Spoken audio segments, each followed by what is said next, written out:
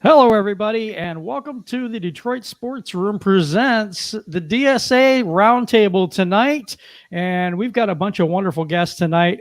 Number one, though, special guest, my wife, Valerie Bordeaux. What's up?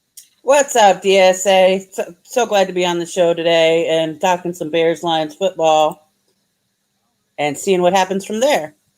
That sounds good. And we have from furiously making videos all day long, right or wrong. How you doing, man?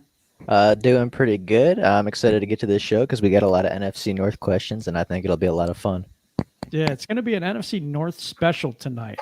And the queen of the den is with us tonight, Rachel Marie Sports. What's up? What's up, guys? We got some really good questions for the show tonight. Definitely excited to talk some football. Yeah, for sure. And we got the heart of the city, 313 JMO. What's good, man? What's good, everybody? I'm excited for the DSA Round Table. So glad to have guests on NFC North. This is going to be so fun tonight, man. It's going to be great. And last but certainly not least, what's up, Luke G? Hey, salute, fellas. Salute, family. Salute, subscribers. We about to talk about some good old football. If you're tired of the politics, say less. You won't hear it here. Welcome, and welcome. That's really good. JMO, you want to shout out to some of the people in the chat, please?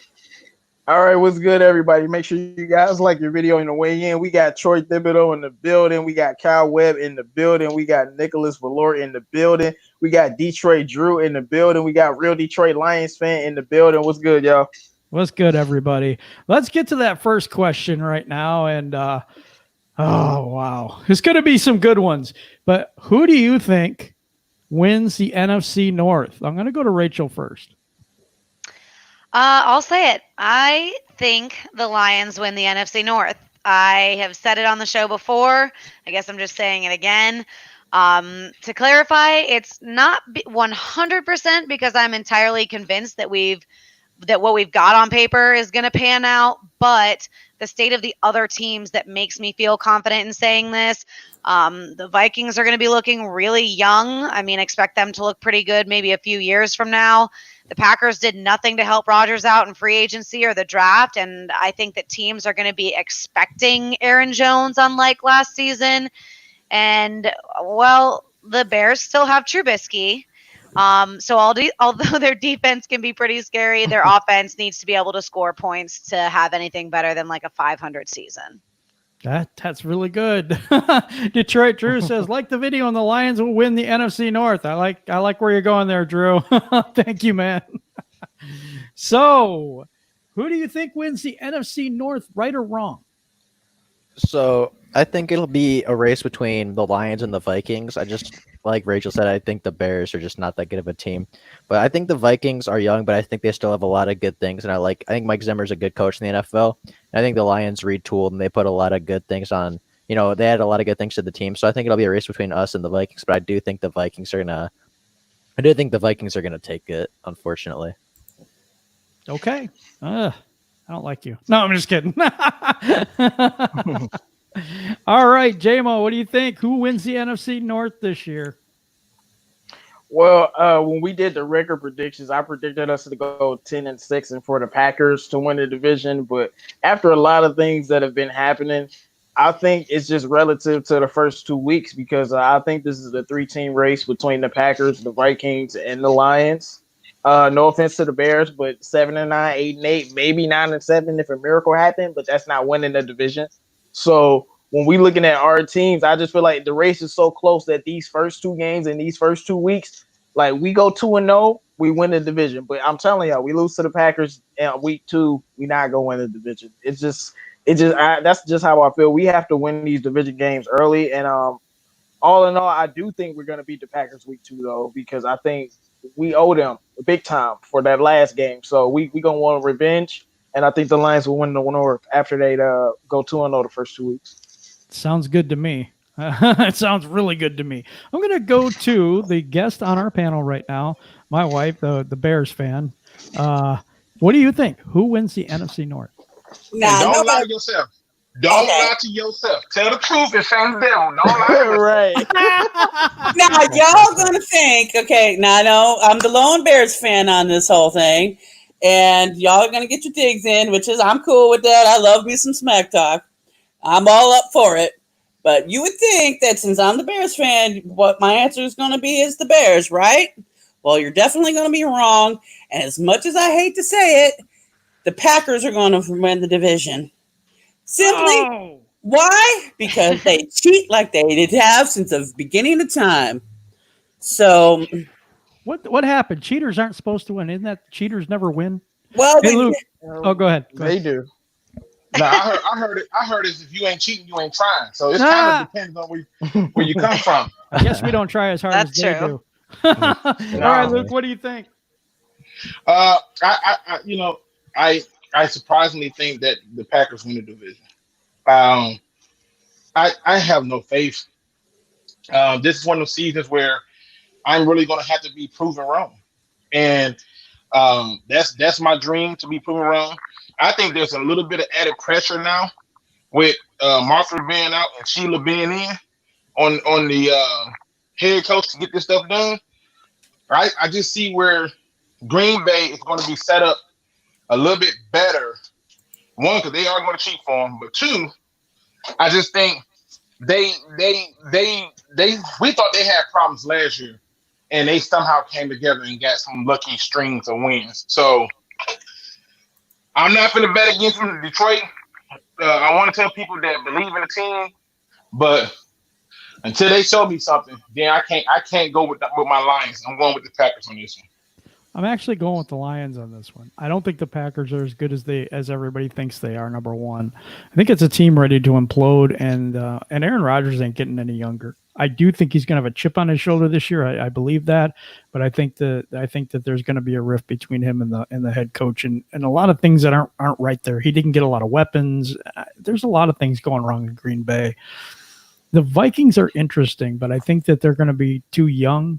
And last I checked, their running back is still not going to show up for work on time, even though I think he will. But I don't know. We'll see how that goes. And even if he does, and he misses a lot of training camp, that really hurt Slay when he was holding out, and Snacks, because I think they both were hurt by that. So yeah, I think it's the Lions this year. I really do. So. I find it intriguing how we can say that Aaron Rodgers will be mad because he ain't got no weapons, and how the Packer fan base is screaming, "Get Aaron Rodgers weapons!" But when Lions fan base say, "Make yourself with weapons," our own fans respond with, "You got to get them weapons to win." Nah. You mean to tell me? You're so right. That is like I don't understand this. I don't understand this. Like people act like Aaron Rodgers came to a trash team, didn't have receivers or nothing. He has had a receiving core with run games and everything. I'm just trying to figure out, like, where's that same energy from those Lions fans who say, "You need to get him this"? You mean to tell me he can't win without a run game? We know people that now. It just find it intriguing. Yeah, I don't know. I agree with you though. I mean, 100%. It's like every time that it's weird because Stafford's the best player on our team. I totally 100% believe that. And it's like our guest the other week. It's like, let's just get rid of him because it's time to start over and do something new. And it's like, yeah, well, we really haven't even replaced Barry Sanders yet. So every time we get rid of somebody that's that good, it's hard to replace them. Calvin Johnson went down. We did get Jones and Galladay, but I don't think that replaces Calvin in a way. But you know what? Both of them, yeah, okay. But we still don't have a running game. And it's been a heck of a long time. So when you have players of that caliber, I still don't think it's good to get rid of them. It's just my opinion. Let's go to the next question. All righty. We just talked about this. Are the Packers really as good as their record indicates last year? And what do you expect out of them this year?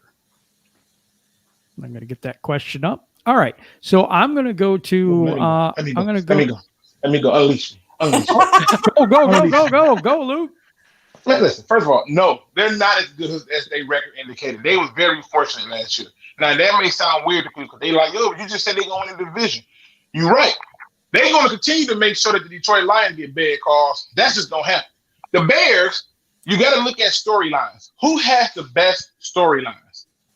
Green Bay has the best storylines. So the NFL is going to find a way for storylines to win out. Why? It just happens that way. Like, think about it.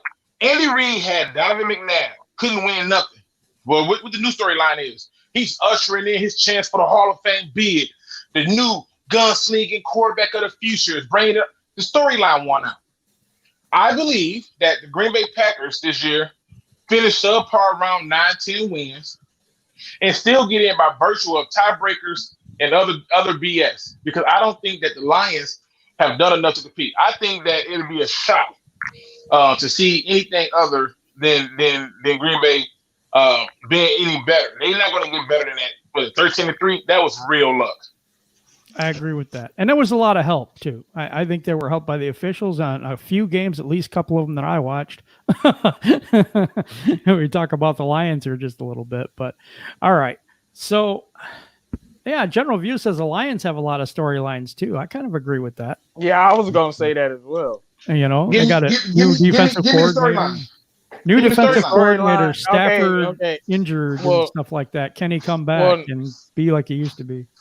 No, I was going to say Matt Patricia being that Patriots coach who finally supposedly has his guys, because the NFL, they love Matt Patricia, and they'll hop on the bandwagon for the success. If our team starts out well instantly, and the storyline will be crazy. I mean, like our storyline comes more from results, but when we started off last year, like once we beat Philly, people were like, "Oh, okay." But I think the Lions have a lot of storylines. Matt Patricia and Bob Quinn and that whole area, to me, being the main one, but they got multiple sub storylines as well. So, in Green Bay is just like Aaron Rodgers is about to leave. Wow. I think Green Bay is about to leave. Wow. J-Mo, you want to answer the question? Are the Packers really as good as their record indicates? What do you expect out of them this year? And I never said this because I'm hating or anything, but I stand by it. The Packers team last year is literally the worst 13-3 team I probably ever seen, or at least have seen in the last decade. It's just like, I don't really know how they were winning those games, because it was just anomalies. Like, Aaron Jones was playing well, but he was going against some of the best rushing teams and running on them. But I think Aaron Jones had an out-of-body experience. The pass rush of the Packers caught a lot of people off guard. And, of course, the refs went their way, because Aaron Rodgers literally had his worst season since his rookie not his rookie year, but his first year. Like, his lowest passer rating, lowest everything, lowest touchdowns, everything. So when I'm looking at that and how they were a balanced team, I think they got very lucky. So I think they weren't really that good of a team to me. But we've seen the Packers, take bad teams or, teams that have a lot of holes to the NFC Championship and get stomped the moment they face a real team. That's what happens every year, and they keep making excuses for Aaron Rodgers. Oh, like, I've seen, how many more NFC Championship games do I need to see this man lose? He's lost like 4 in a row, like 5 of them. Like, how many more does he need to lose before y'all realize it's never going to work? But I think the Packers are a little bit overrated. That being said, though, I still think they're going to be one of the top 2 teams fighting for the division crown. I agree, because I think the officiating keeps them up there every single year. Just what I think. Sorry, guys, if you're a Packers fan. But all right, Rachel Marie Sports. Are the Packers really as good as their record indicated last year? And what do you expect out of them this year? So I'll say this first. I don't believe that the Packers were as good as their record last year. I expect them to look similar this year. But there's also one thing that seriously needs to be taken into consideration when answering this question, and that is their ability to get it done. Of course, I mean, they often receive help from the Zebras. We've all seen it so blatantly with our own eyes. Only a Packers fan would tell you any different. But even in the games where they received little to no assistance in that area, they still found a way to get it done. And whether that was their coaching, the fact that their pass rush was improved and coming in when it counted, potentially their ability to drain the clock with their run game, or I guess we could chalk it up to Rodgers' stupid luck, but we need to figure out how to do the same, because if not, the Packers have shown us they can do it. And whether or not their roster and their team is as good as their record stated last year, they were still 13-3 and in the playoffs. And we got to figure out how to get that done. I agree 100%. I want to go to right or wrong on this one. Do you think the Packers are as good as their record had indicated last year? And where do you think they're going to be this year? Okay, so I saw this question and I had so much research for this, so y'all better get ready, all right? I'm ready. So Ready. This is my best time. This is my. Watch he go. I guarantee you, he gonna say something that you're gonna be like, "What?" I try. Where did you get that from? All right, so last year the Green Bay Packers had 7 games decided by 1 score or less. The Green Bay Packers played 5 playoff teams last year, went 3-2 in those games, but 2 of those games were victories against the Minnesota Vikings. They were blown out twice by the 49ers, a real Super Bowl contender. Taking into account every single or important category to me, so every yardage category, scoring category, and turnovers category, the Packers ranked higher than 13th only twice. 2 whole categories in scoring, turnovers, and yardage. The Packers scored higher than 13 in 2 whole categories. Wow. I think JMO said they're the most overrated 13-3 team I have ever seen, and they will take a huge step back next year. Whoa! I love it, You right say- or wrong. So you say, give me that stat one more time. Give me that stat. Okay, so I went through every yardage stat, every scoring stat, and every turnover stat, and the Packers ranked higher than 13th 2 times, and I believe it was in interceptions and rushing touchdowns or something like that, given up or something like that. But it was, if you look at their stats, it wasn't very pretty. Did the Packers play the Buccaneers last year? I don't remember. I don't remember. I can't remember, but if they did, No. that's probably where like 9 of the interceptions came because Jameis Winston was serving it. So He was serving it. You know what's crazy? I saw a stat the other day. Jameis Winston, on top of his 30 interceptions, had 28 dropped, Dang. which is the funniest thing I ever saw. Dang. Well, You're bringing it right or wrong. I love Jameis it. Winston's gonna be on the Saints now. We're gonna see what happens with that. Yes. But there is probably, and I don't want to say this, but I really think it's true that the Packers and Bears might be one of the biggest rivalries, in the NFL. They're the oldest rivalry. Yeah. But the thing is, what do you think about the Green Bay Packers? Me? No, who else? Oh, y'all know how I feel about Green Bay now. You have to unleash that fury. These poor people don't deserve that. Green Bay is terrible. It has been from the get-go. This team shouldn't even be in the league if it weren't for us. The worst mistake we ever made. But they've been overrated consistently with Aaron Rodgers the entire time. Now, I'm not going to say we're any better. I'm just talking about Green Bay. And their season last year was total trash. And their season this year is probably going to be the same. But guess what? Aaron Rodgers has this Mr. Miyagi mojo that comes out of nowhere. And for some reason, he seems to win. Whether it's by the zebras, by fluke luck, whatever it is, he gets the job done. I don't know how, but that's just the way the football gods have made it to be. True. That's true. And I can feel the hate in your heart. Oh, good Lord. I have not unleashed that fury yet. I know. I hear it at home all the time, so I don't have to do that. All right. Anybody I didn't get to on that question, because I'm going to go to the next one. Nope. Go ahead, man. Nope, you're All good. right. Got me. All right. Oh, I'm done talking about the Packers. Let's move on. Okay. Rank the NFC North quarterbacks. So that's 1 to 4. If you want to include Foles and Trubisky, I guess that's okay, since we don't know which one's going to win that race at this point. Right or wrong, I'm going to you. You were on fire last time. I'm going to you on this one first. All right, so I did do all 5 just because I thought that'd be fair. So I have Stafford at 1, Rodgers at 2, Cousins at 3, Foles at 4, and Trubisky at 5. And the reason I have Stafford at 1 is last year, we all know he was on pace for 5,000 yards and 38 touchdowns, which is phenomenal. But they added DeAndre Swift, a very good receiving back. They added Quintez Cephas, who I really like. They added Geronimo Allison, who I think is a pretty solid receiver. They got him more weapons, and I think he's going to have a very good season next year. And last year, Rodgers only had 4,002 yards and 26 touchdowns while losing a guy like Jimmy Graham and Geronimo Allison. So I think that Stafford is going to just be the best quarterback in the North next year. I think he was last year. So That's good. That's good stuff. Good stuff, right or wrong. Thank you. How about you, J-Mo? What do you think? Rank the quarterbacks NFC North.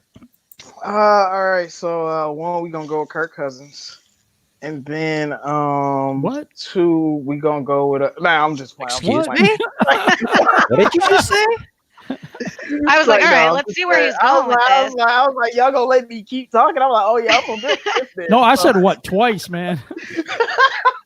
But number one, we going with Matthew Stafford. Two, we going with Kirk Cousins. Yeah, I'm hating on Aaron Rodgers today. And then three, we going with Aaron Rodgers, and four, we gonna go with Nick Foles, and five, we gonna go with David Blau.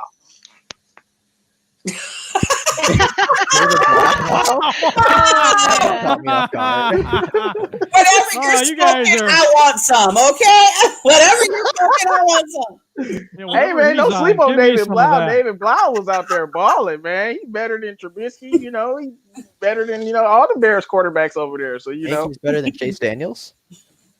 man, yes. The Girl Scout cookies are better than.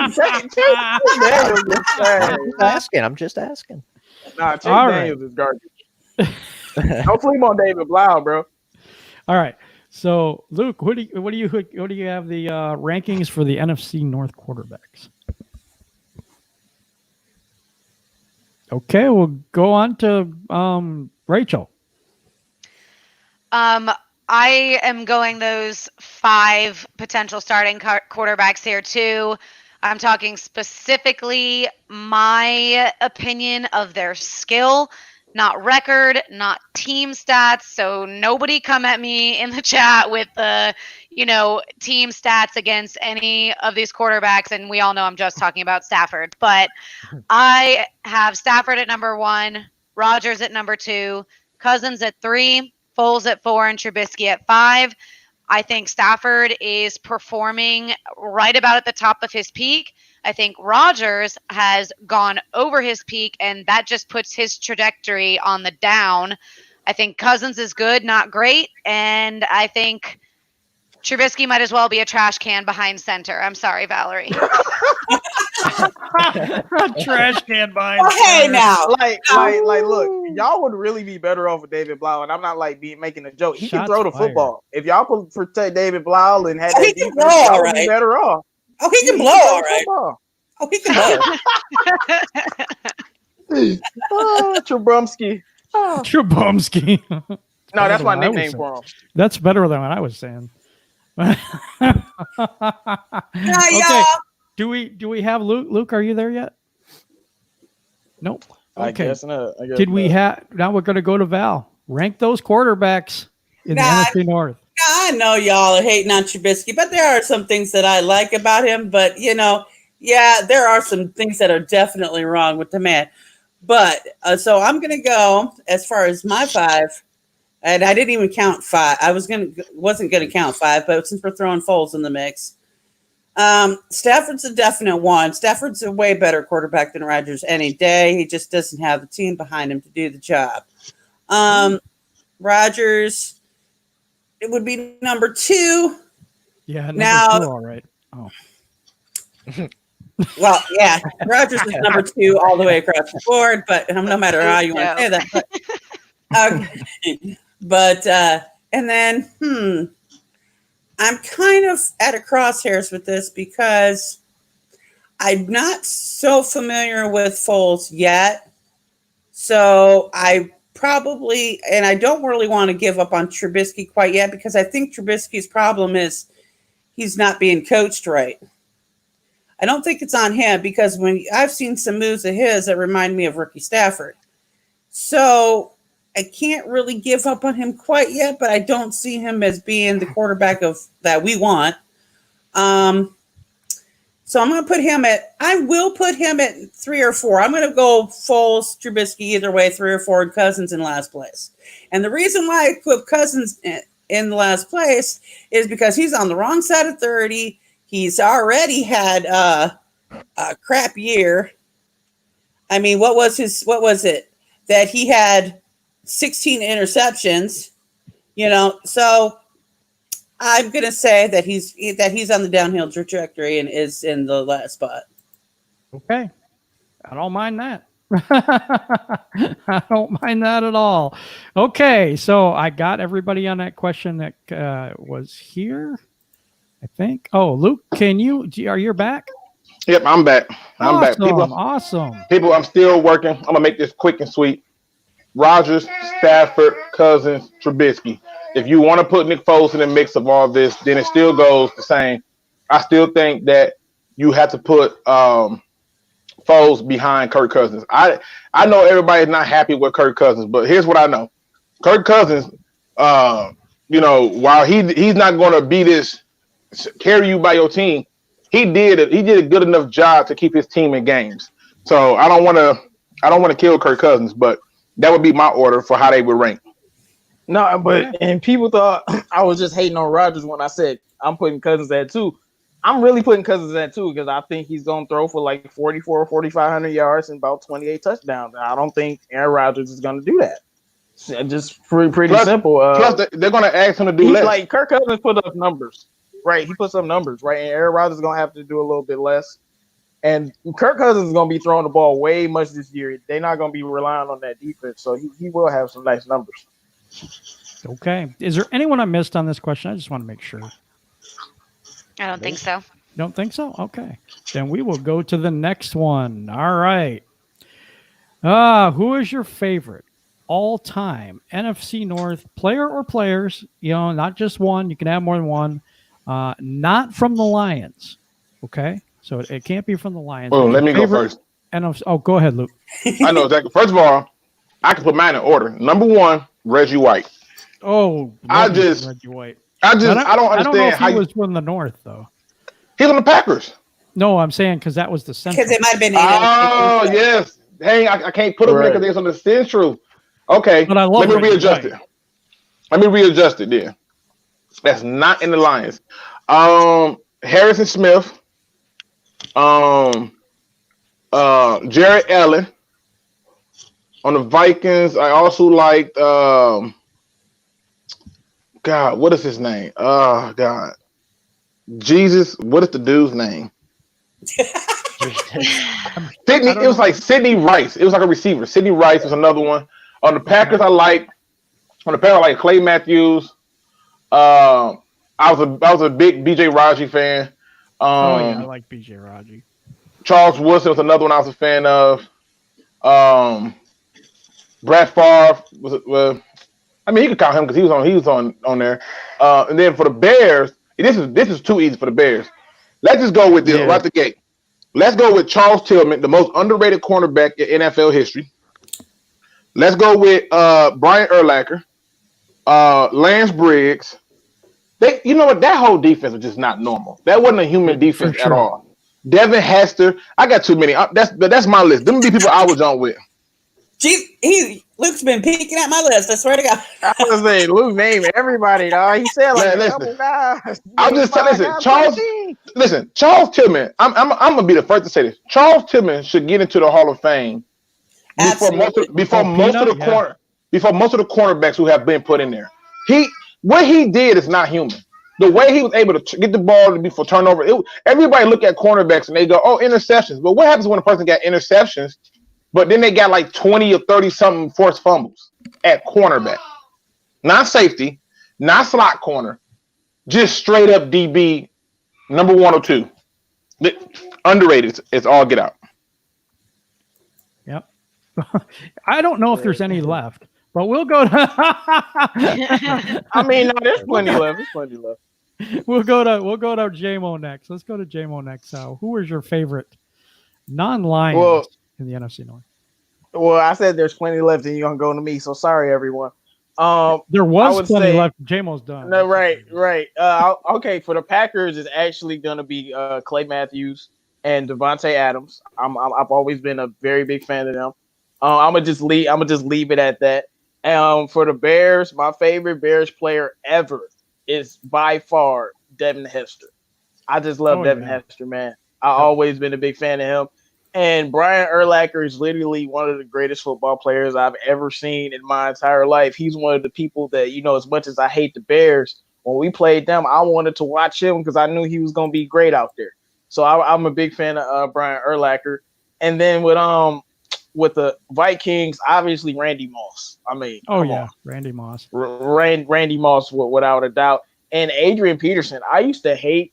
I mean, we used to play well against them, and but watching Adrian Peterson was just like watching a Mack truck just run way too fast. Like, you're not supposed to be that fast and that strong. And he was a very, very good football player. Because he's still playing in the league. That's crazy that he's still around and accomplishing as much getting as he 4 is. yards to carry. Yeah, 4 yards to carry last year. So that you guys can now that we've had all the players that ever existed out already, feel free to copy if you want. Just kidding. I'm gonna go to Val.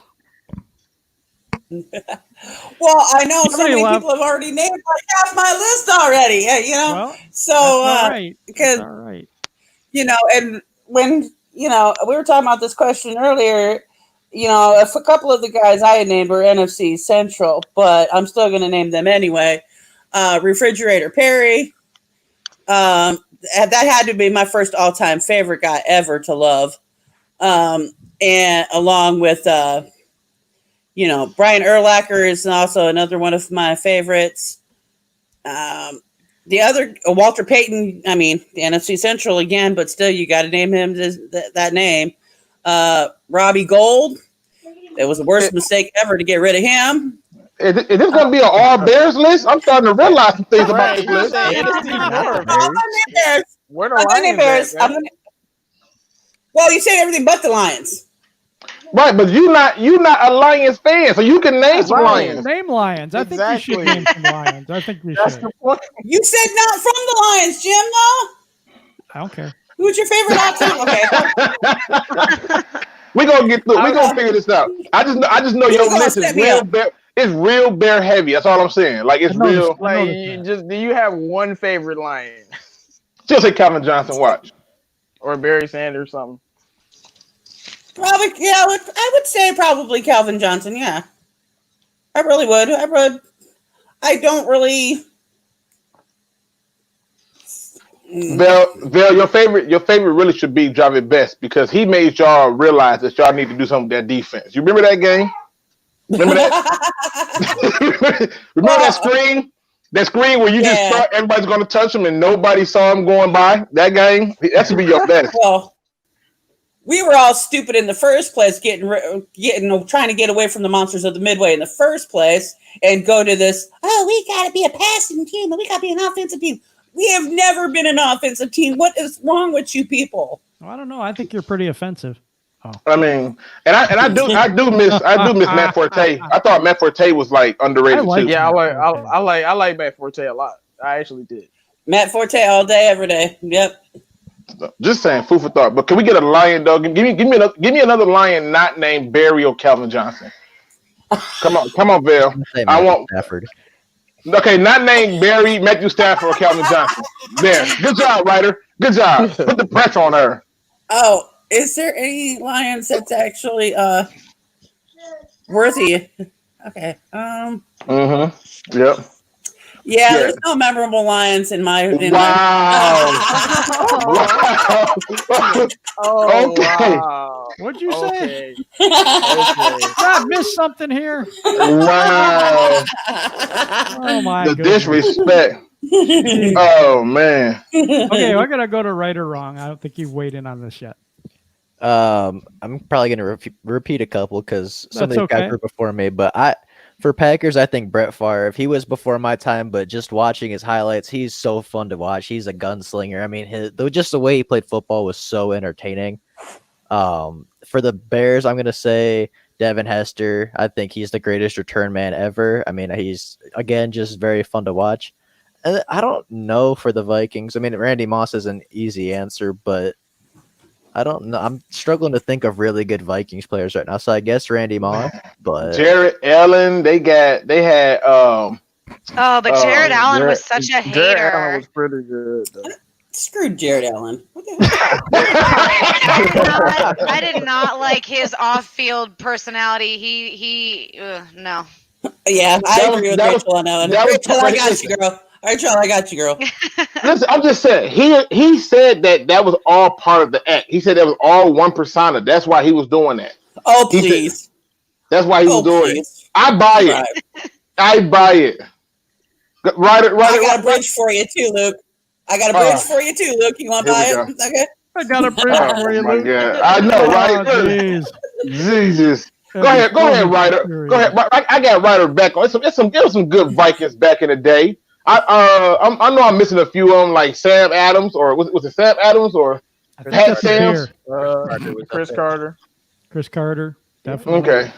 All right, come on, Ryder. You see this Bear fan having too much fun at our expense. All right, she says, "Ain't no good Lions. We gotta make them Bears look real bad. Don't name not one Bear. Yeah, don't name us any Bears. We've had enough of that already." Dude, I don't know. I'm struggling to think of people right now, but he can't even think of a good line. What He can't even think of a good Lion. That's not true. He's trying to think of them other teams that we don't care about. Don't be. Well, yeah, exactly. I'm not. I got your back, Ryder. You straight. I got you. Don't worry. I got this. All right. We would have these Bears come up in here sad tripping like this.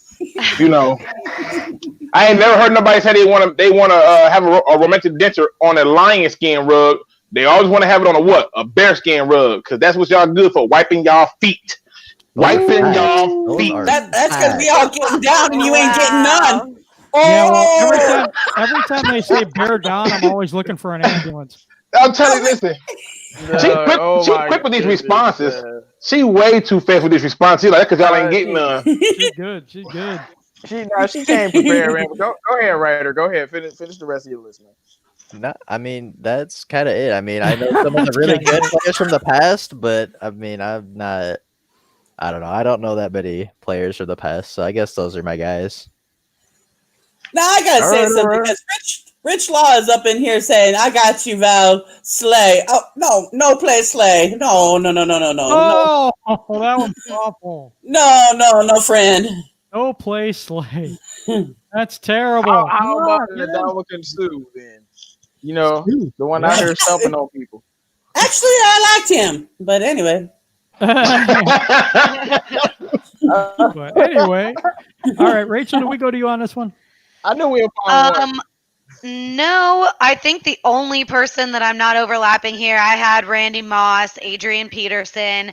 I said Khalil Mack. I love Khalil Mack. I think he's great. I put Matt Forte down, like in his heyday. I had Brian Urlacher. I'm not picking any of the Packers players because I've legitimately never had a favorite. I'm that petty. No lie. Like that. I'm that petty. Me too, girl. Me too. I'm like, me too. I never think of them. I never think of them like that. Like I've never really like had a favorite Packers player, because every time I think about the Packers, I'm just like, oh no. So I didn't pick any Packers players, but I did put Devin Hester on my list too. And that's just like a little side story. I actually got to meet Devin Hester when I was bartending in Orlando, and he came through the bar. Somebody said there was a football player that was in the restaurant next door, somebody named Dustin. And I was like, Dustin? I can't even think of anybody named Dustin. And I like peeked through the window and I'm like, oh my God, that's Devin Hester. And I had to I got a little bit nervous. So I had to have my manager ask for a picture with him. But I walked up and he's like, hey, what's up? And I'm like, not much. Just, yeah, I got a little, fangirled. I fangirled a little bit. Listen, I'm going to show you how crazy this is. So like Bart Scott was up here doing a camp for kids for football, and had Devin Hester coming up here helping out with the return guys and the receivers, and he had partnered up with Stephen Tulloch at the time. And I ended up going to the camp, taking other kids to the camp, and going to the camp and met Devin Hester. He was one of the cool dudes I've met. Stephen Tulloch was cool. Bart, I kind of know in a different capacity, like personally, but that was one of the coolest things. And one of the things about him is he real soft spoken. So I was like, it was weird seeing him trying to tell people like how he see the field because it sounded like he was whispering. He was like, "First, you want to run to the left, and once you run to the left, then you go to the right. But you got to pay attention to this line right here because that guy's blocking." And you was like, "What the hell are you saying?" Like it's like a group of kids out here. You're whispering, but he was. When it comes to the returns, I swear, I used to get mad when the Lions used to kick him the ball. Like, what is wrong with y'all? Are y'all trying to lose? Oh, I agree with that. I hated that. Every time they kicked him, and they were purposely doing it, kicking him the ball. So I can understand you being like, it's Devin Hester because it's like this dude. Oh, I was so excited. Yeah. See, since we went way back, I got one more that's a bear, and that's Walter Payton, Sweetness. One of the better running back. Oh, did you say him? Oh, come on, man. Yeah. Stole my she said him. She said him. My stuff again. No, see, he still doesn't. See, he don't listen to me either. That is just like Around the House. Stealing. You know what, Jim? You may not notice it, but she literally named the whole '85 Bear team. Like I don't think she named nobody else. Richard Dent. The whole squad, just like everybody. Didn't even tip to it. Yeah, I peeped it. Man, that's crazy. No, I don't got any Packers either because I hated the Packers. And basically, it's the same thing as everybody else. Randy Moss, Brian Urlacher, those type of players for me. So I think I got to everyone. Did I or didn't I? I want to make sure I did. See, I couldn't mention no Vikings people either because they're irrelevant anyway. So, I mean, I don't know. They're irrelevant. Everybody went? Just making sure. I got to make sure of that before I move on.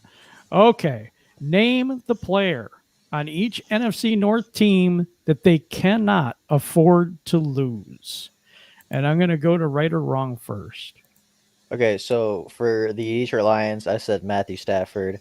I mean, I think that's pretty obvious. We went 0-8 without him. Our backups haven't proven that they can win a ton of football games. So if we lose Matthew Stafford, our season's pretty much over. For the Bears, I said Khalil Mack just because, I mean, he had kind of a down season last year. But if you take Khalil Mack out of that, the defense looks a lot less scary. And I feel like if Khalil Mack isn't there, then they're just not going to perform. And, the offense is not going to get it done for them. For the Packers, I said either of the Smith brothers. I think they work really well together. But I think if one of them goes down and you can really focus on stopping just a singular one, I think that it'll be a lot less effective and they won't have that scary of a pass rush. And then for the Vikings, I said Harrison Smith because the cornerbacks in that Vikings room are very, very young. And, they have Harrison Smith and the other safety, Harris, something Harris. But I think if Harrison Smith goes down, that leadership, that veteran presence goes away. And I think that secondary struggles even more. So those are my four. Okay. So now I'm going to go to JMO. What do you think? What player from each team can they not afford to lose in the NFC North? Well, since Ryder said Matthew Stafford, I won't say Matthew Stafford, and instead I'll go with my main man, Frank Ragnow. I don't know if I have to expound on what happens if we lose Frank Ragnow, but what happens is we might see Stafford on a stretcher. So, it's called Bo Benshaw. No, it's called Bo. It's called Bo Benshaw. Look, this is my thing. I know. I was about to say that. I would say it. Right. Like we'll put Bo out there, and Bo might hold his own, but he's not. Frank Ragnow is one of the best centers in the NFL, like already. Exactly. So I believe that too. With the Vikings, it's obviously Dalvin Cook. To me, Dalvin Cook is the best player on that team now, and that team is all Dalvin Cook or bust. That's the way I feel about it. Which it makes me feel good that he's like, yeah, y'all better pay me because I know my value. I know Kirk Cousins is scrub, but for Shy Toilet Care Bears, now we talking about me picking on y'all. Okay, that's how this is. For the Care Bear, look, I'm trying to remember. Eddie Jackson is who they cannot lose because in that season where they were having an out-of-body experience that they'll never have again and went 12-4, it was the loss of Eddie Jackson that really hurt their football team down the stretch and probably why they lost the playoff game. Once he got injured, the Bears didn't really play up to the same level. Eddie Jackson is probably the second best football player on that defense, and I know they got a lot of good players on that defense, but I mean, did I do the Packers? Packers is obviously Aaron Rodgers. I don't see how it can't be Aaron Rodgers. Jordan Love could be pretty good. But Aaron Rodgers, he does elevate some talent, so I think it has to be Aaron Rodgers. Okay. I'm going to go to Luke. Luke, what do you think about this one? For the Lions, the one player that they cannot lose, and I hate to say this, is Danny freaking Shelton. Who's the D tackle behind him? Nick Williams. The guy we drafted really late. Man, dude, I'm not putting Nick Williams. I seen Nick Williams in the 3-4 at the nose spot. It was not pretty. No, that's why they bumped him outside the D end. I'm telling you, I don't think we have depth there to lose that D tackle. On the Vikings, the one player that you cannot lose is Devin Cook. That team goes as Devin Cook goes. Yep. And if Devin Cook is not there, I don't think Madison can get it done. On the Bears, to me, it's Hakeem Hicks. I have noticed that in games where Hakeem Hicks has not played, that defense didn't look as good as it usually do. He has set the tone. And the Packers, to me, like, it has to be absolutely Devontae Adams. That team looked atrocious without Devontae Adams. Like, God, like they was like praying for some type of production. So to me, that would be my list. Okay, that sounds good. How about you, Rachel? What do you think? Ryder and my list were almost exactly the same, so I'm trying to come up with some different people. Really, the Lions, though, it's like you have to go Stafford just for obvious reasons there. Like, we don't win without him. And if that's not evident from last season, I don't know what is. Bears, I had Khalil Mack too, but in that same vein, I think Hakeem Hicks is just as important. I mean, he's really who brought the pass rush last year. But I think Khalil Mack is obviously their leading pass rusher, and he brings the leadership to the locker room. But I'll say Hakeem Hicks just kind of to vibe off of that. For the Packers, I had either Smith as well, Zadarius, or the other first name is slipping my mind. Preston. Okay, Preston. I think they're the biggest reasons that the Pack hung tough a lot last year and won some games that they maybe wouldn't have. I think a legit answer for this question as well might be Aaron Jones. I mean, look at how important he was to their offense last season. I'm not super familiar with who they have behind him as far as running back depth on the roster. And then for the Vikings, I mean, I said Kirk Cousins. I think they do have a good backup running back. Like, I thought Madison kind of showed us that he is pretty legit without Cook. And now that their defense is torn apart, like, if Cousins goes down, who is the Vikings' backup quarterback? That's a very good question. It's Sean Mannion, who I have never heard of before. So I'm going to say they don't want him out there. I heard of him. I'm with you, though.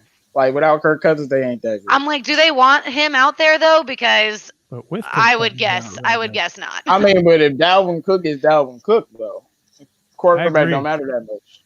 Yeah, that's mine. Dalvin Cook for the Vikings. I've got Aaron Rodgers for Green Bay for a couple of reasons. Number one, because if you do have Jordan Love in there, what does that do to him, throwing him out there as a rookie? And they were going to sit him, and all of a sudden he's got to play. It causes a lot of problems in Green Bay, not just for this season. But so that's theirs. The Lions, I obvious Matthew Stafford. Hands down, it's Matthew Stafford. You know, he's the one that's probably going to keep us in games. I don't think our defense is there yet, so that's who I think there. And for the Bears, it's a tough one. The Bears is the hard one for me. I think Khalil Mack really makes that defense go. I don't think they have as good of an offense, so I'm going to go Khalil Mack on the Bears. What do you think, Val? Hon, you there? Yep, I'm here. Hold on. You got to excuse her. You know, Bears use our houses and stuff, so they not up to technology. I forget about that stuff. Yeah. Yep. No, see, everybody's already picked some of my answers that I was going to say. I mean, for Green Bay, it's obviously going to be Aaron Rodgers. I disagree with the fact that Jordan Love's going to cause a problem. Aaron Rodgers is already 1 foot out the door anyway. So I don't really think he gives 2 cents about the guy. next. But he's still going to do his job anyway. Stafford, we've already seen the wonderful crap show that happens when he's not in the game. So Stafford's going to be the answer there. Khalil Mack, of course, without defense, Chicago Bears have absolutely nothing.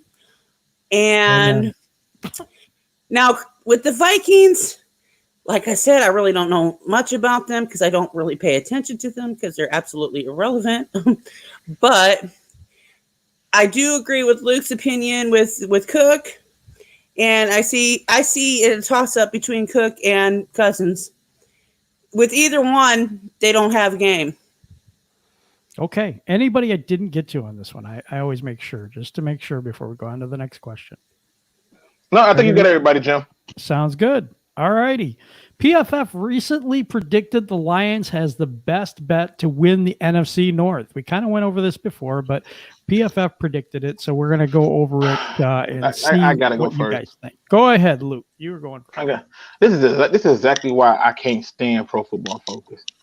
They don't give no real legit reason why they made this prediction. They just said it. This is the best bet. Why? Now you got to take all the information they put out there and put it into context.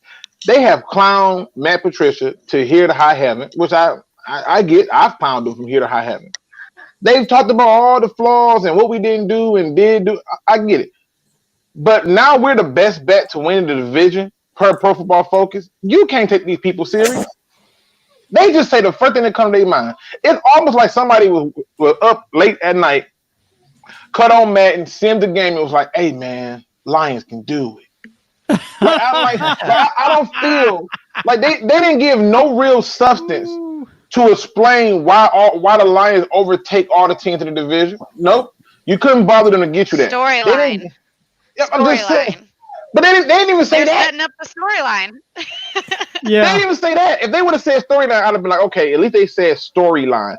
They didn't even say storyline. They just simply was like, they're the best bet to win it. And I'm like, who told y'all to tell people to do that so y'all can make some money? Because y'all ain't nobody stupid.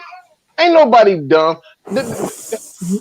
Just give me something I can grab onto. Something. Tell me that the new owner is going to force some things to happen for trade. Something. They gave me nothing. They the best bet. No, people. I'm not buying it. I'm not buying it, and I'm not with this idea that we have the best bet to win a division, especially under the current head coach that we have. I just think that that's ridiculous to have this belief that, guess what, we're the best bet all of a sudden. I'm not buying it, people. I know somebody is going to disagree, but I'm not buying it. All right. Let's go to Val. You've been not having, you're having your answers taken all night. So let's go to you next. I totally agree with Luke. I don't know what PFF is smoking, but there's some good stuff they got in that. I know. Share it with us. Share it with us. Pass it. I mean, and Lions fans deserve it for real. But thank you. But still, where they come up with this? Now I know, I'm honestly believing that this is a bunch of smoke blowing up all y'all's butts because, they've got it. Controversy creates cash, so let's get you talking, and and so let's boost up those ratings by saying Lions are going to win the NFC North. Now listen, y'all got to see that comment right there from Shay. Shay says, I would bet everything in my savings on the Lions to win the division and first in the conference. All right, well, okay, Shay, I'm going to go with you. But now the question becomes a little bit more complex. Okay, how much is in your savings? Because if you're telling me you betting $5, $20, $100 bill, that's not a scary bet. But if it's a couple thousands in there, couple 100,000, are you willing to bet that? You willing to bet that on the Lions? We gonna find out how confident. I want to know how much in your savings account, Shay. Come on, talk to me now. You ain't got to give me the exact number. Give me a roundabout. Are we talking of a couple 100,000? Or are we talking about like a couple hundred? Or maybe just like $50? Which one are we talking about? You tell me, because I ain't willing to bet my savings. I got too much money saved up to be betting my savings on the Lions to win the division. I don't see that. Well, maybe it doesn't matter maybe it doesn't matter what's in the savings. It's just the fact that he's willing to bet it because it's that confident. Whether it was $1 million or whether it's $3, don't matter. Well, Listen, if you make a statement like I'm willing to bet my whole savings account and you got a penny in there, is that really a confident bet? Like seriously, like you got to give me something that's confident. Like when you like I'll never forget that Michael Jordan was talking about how he was betting on games, losing $20,000 and $40,000 on stupid bets like who gonna score 20 points first. Now if you're doing stuff like that, okay, that's different. But if you only got like a couple hundred in there, I'm not betting that on there. Right, exactly. You know? I got some things you need to invest in if you want to shed that money real quick. Right. right. You can start about adding some more money to the portfolio. No, man, no. damn. Just take all that money and bet the over on the Lions. It'd be good. All right, JMO, let's go with this. Let's go with you on this one. PFF predicted the Lions is the best bet to win the NFC North. Do you agree with them? Finally, somebody smart was in PFF because I think they're on to something a little bit. So I've been looking at all the articles they've been dropping about the Lions, and for one thing, with these PFF guys, they love the Lions draft. They think our draft is extremely good. They also think we have the best roster in the NFC North. So them putting out an article seeing as how they love our draft and think we have the best roster in the NFC North, whether it's true or not. Yeah, I don't know. I don't know whether that's true or not. But JMO thinks that the Lions will win this year, the NFC North. What do you think, Rachel? I mean, I think that, PFF, whether they are saying this just to blow smoke or not, they could be sitting in the position that I am sitting in, and what we've got on paper, that's actually what PFF, where I shy away from like, hey, this looks great on paper, so I'm really excited about it. That's what PFF is, how everything looks on paper. So going by that standard, then yeah, I think what they have on paper, that's why they would say that the Lions have the best chances to win the NFC North. Not that that might pan out on the field, but that's what they're in the business of dealing with. What is on paper? You notice if you put anything liquid on paper, is useless. And if you put some fire to it, it's useless. Hell, accidentally take your money out and crinkle it too much, it becomes useless. They need to not be looking at paper. They're getting paid by the NFL to do promotions and all this other stuff. They need to give some more concrete stuff. This whole talk that they doing that because they've been slamming the Lions for so long. Everybody who watched their YouTube channel been on their head like y'all always count on the Lions. They gonna decide to go with it this year. It is a PR move at best to get more viewers because guess what? When they do anything Lions, them videos be having all types of views. When they do anything else, it'd be like, okay.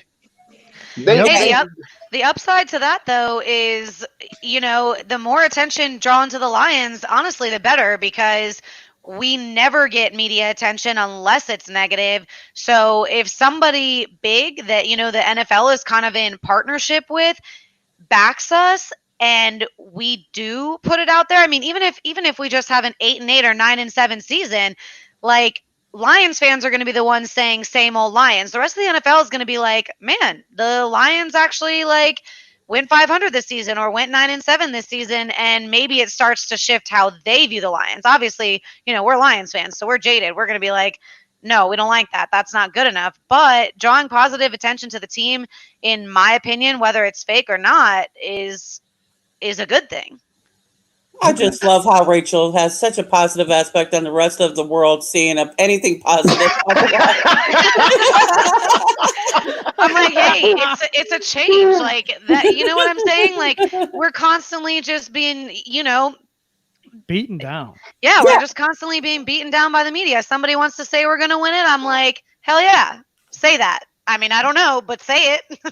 But see, I can't stand PFF. I can't take them serious. I think they're trying to be funny, and I'm not laughing. I think they're trying to be seriously funny because on one hand, they talked about how they clowned about the head coach and how the head coach can't do this and can't do that, and then all of a sudden now we got a good roster, and we got all this stuff, and it's the best bet to put on. It just seemed real suspect to me. It reeks of clickbait to me, honestly. It just reeks of clickbait. Yeah, it kind of does to me too. JMO got cut off. I'm gonna have him finish. Yeah, I don't know where I got cut off at, but the point I was making was PFF, they love our draft. They think we have the best roster in the NFL. I don't know why they think this or who's telling them these things. So it's not weird that they think we're going to be that best team in the NFC North. And y'all saying clickbait, if it was for clickbait purposes, they could do this every single year. They don't say this every single year. And it's not just PFF, it's other entities. So if they're saying it just because it's them, I'm not going to discount it because they've been on our bandwagon all year. So I don't really care about what they say because they've been on the bandwagon all year for the Lions. So it just continues to what they think. And I do think we're going to win the division if this team is healthy. If we're a healthy football team, I think we're winning the division. So I'm not going to say that they're talking something crazy or far-fetched or out of the ordinary, but you can't get me to believe if this team is healthy, we can't win the division. Like, there's no way I can believe that. So I think they just love the Lions right now. I don't know what they're sipping, but they love the Lions. So it's just how they feel. Now, see, from my outside perspective, though, I've seen with the Lions fans and the media over and over again that before the season starts, the media is all like, let's drink the Kool-Aid. And then when the season starts, oh, yeah, well, here we go. This is how it really is. Yeah, show's over. Well, that didn't happen this season. This season, a lot of people were down on the Lions. A lot of the media were down on the Lions. So they didn't really think much because they was like, our first 6 games, the schedule was so tough. The schedule was so tough. And that's what they were saying. And they said, like, people were saying we were going to start off 1-4 and Dave Burkett had it like at 1-5 starting off. So in this season, they're not giving us credit either. They don't think we're going to be good this year either. So that's how the media is, though. I don't think right or wrong went on this one. Did you? I have not. Okay, that's what I thought. So go ahead. You can tackle this one. All right. So I think this is just a article they put out, and it gets a lot of clicks, and people are going to pass it off and say, well, non-Lions fans are going to say, oh, they're the Lions, they're not going to do anything.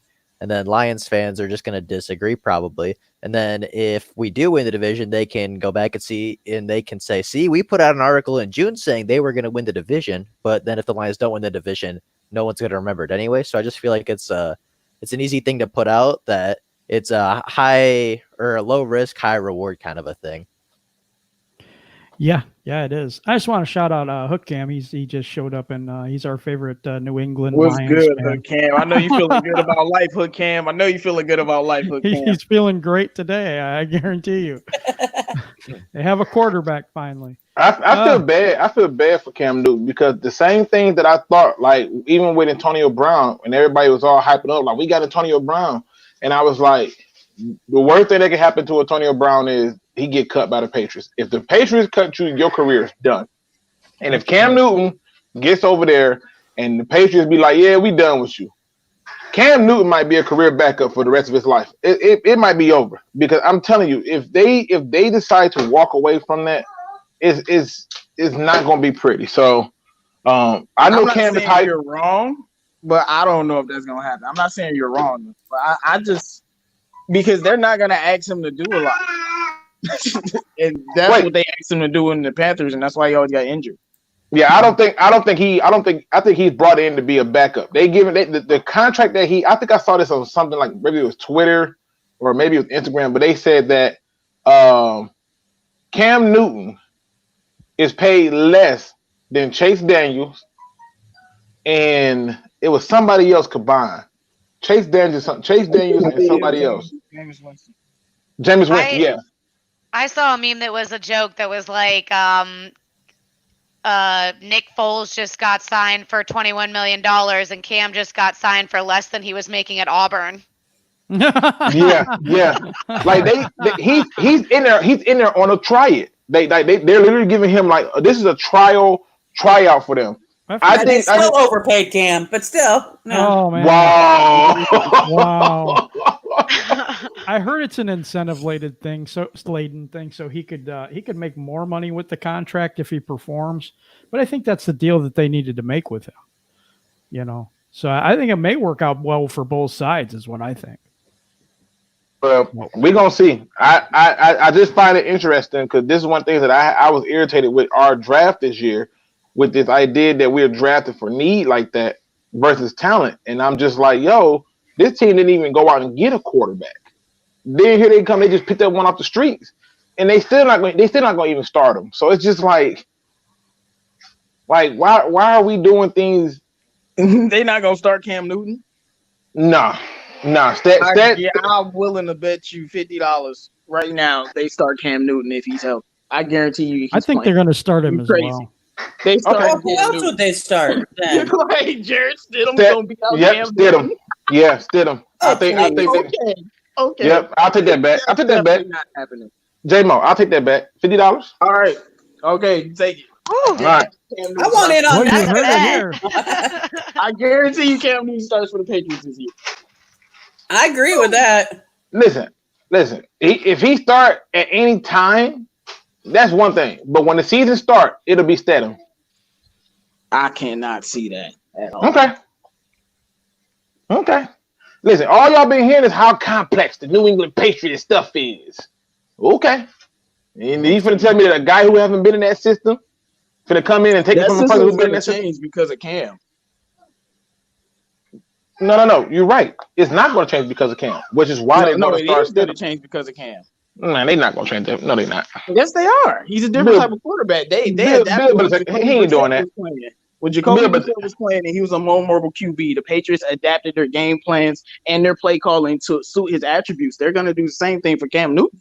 Okay, listen, we got $50 on it. We ain't got to talk about it. We can just wait till the time comes. When that money comes, I buy pizza and we can all eat on you. That sounds good, man. All right, next question. What is every NFC North's team's biggest question coming into this season? And I'm going to go to Val first. So don't want to get in trouble nobody later. steal my answers, huh? Well, for me, for every team, I have a quarterback question. Really? To be honest, yep. For the Lions, I'm like, is Stafford going to be able to survive y'all shitty ass offense? Okay. Oh wow. Because if Stafford goes down, your season's over. Now, same with Trubisky. Now, I mean, Trubisky's a hot mess, and he's got the same issue going around. Now, he had a wonderful, stellar year 1 year. And he got to a playoff game, and all of a sudden something happened, and he got the deer in the headlights look. Now, I thought at first it was, hey, he's just a rookie, and he's in the playoff, and the pressure got to him, and whatever, But then he continued the whole next year that way. So he still got Nick Foles, so I don't know. Whichever is the worst evil there. I don't know. Please. The Chicago Bears have Nick Foles can throw the football. Like he can throw the football. So can Trubisky. Trubisky can too. He can't throw like Nick Foles. We watched Nick Foles throw that boy with average receivers. True, but Trubisky can.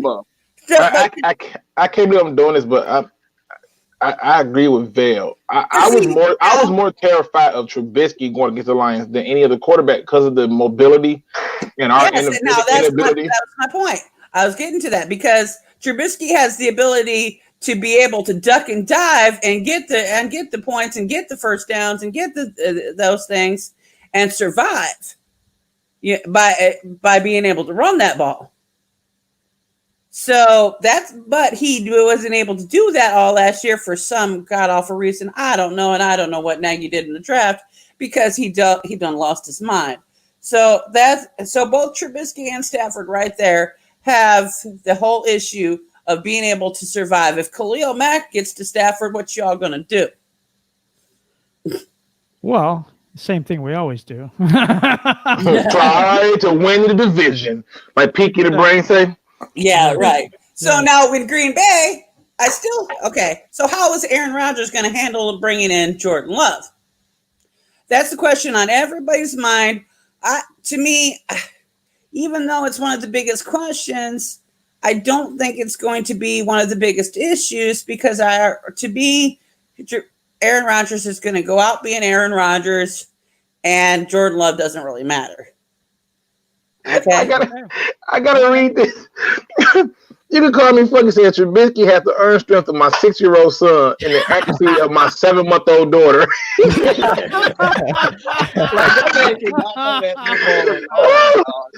Oh my god! I do have one more question for Val about the Bears. Is it normal to have like 10, 11 tight ends on your roster? Well, I know. I don't know what the heck they were thinking. My goodness gracious! She made my day on that draft show. That draft show yeah. It was like Luke the machine gun me. So it was like Kermit. She was like, "Who? You got to be acting." It was like a whole bunch of little like, like really. I've been trying to hold back on my curse word. I'm like, this is probably a family show. Hide your children, because I'm on the show and this is not going to be good. So and again, with the Vikings, you got Cousins on the wrong side of 30. Without Cousins, the Vikings don't have a team. What are you talking about? I mean, like, Vikings, yeah, they might be in some trouble this year anyway. I think their main issue is like they don't have no Adrian Peterson anymore, or nothing, So what are they gonna do? Vikings. The thing with the Vikings, I don't think even Vikings fans realize they reached their ceiling. Y'all had your window and y'all didn't do nothing with it. It's over. So they like to say skull, and now it's going to be scroll. They're just going to scroll up and to find their. I'm intrigued to hear what Ryder gonna say about this. Yep, and he's next. Ryder. All right, so I'll start with the Detroit Lions. I think the biggest question mark is defensive line. I mean, we didn't have a lot of production last year. Didn't get a lot of sacks, a lot of pressures, and historically, if the Detroit Lions want to be successful and make the playoffs, they need a good defensive line. They need a good pass rush. And I mean, they just didn't show it last year. So I think that's, a pretty big question. For the Packers, I said wide receiver.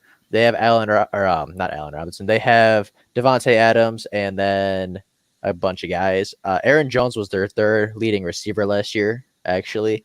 I just looked this up. I mean, a running back was their third leading receiver. I mean, outside Devontae Adams, they have nobody. For the Bears, they're the only team in the NFC North without a real quarterback. And the Minnesota Vikings, I said the secondary just because of youth and inexperience. Makes sense. Makes sense to me. Let's see who has not gone yet. Let me know because I'm. I have not. Okay. Yep, and I haven't either. Okay, we're gonna go Rachel and then Luke. How about that? Cool. And then me. All right. I'll go I think Bears' biggest question is just obviously who's going to start at quarterback between the two. For the Lions, I think our biggest question is, can we actually produce an efficient run game? The Vikings, can this young defense hold up? And for the Packers, can they repeat last year's success without really changing anything that went into last year's equation in free agency or the draft? Okay, Luke. All right. For the Bears, I think their biggest question is who's going to play tight end for them. They got enough to figure it out. Draw straws. They might not have enough straws. I'm just saying, like they got enough of them. I mean, I don't know what they were trying to do. And then for the Vikings, the biggest question is, will they new revamped secondary hold up? It's a lot of rookies out there. I got a lot of respect for Cameron Dantzler. But at the Cameron Dancer, you got Mike Hughes, and then it's just more rookies. They got Jeff Gladney, and so is that going to hold up for the Packers? Surprisingly, I thought the biggest question for them is their head coach a legitimate head coach, or is he the benefactor of being fortunate, and now they're going to be able to survive and repeat this? I thought he sucked as a head coach last year.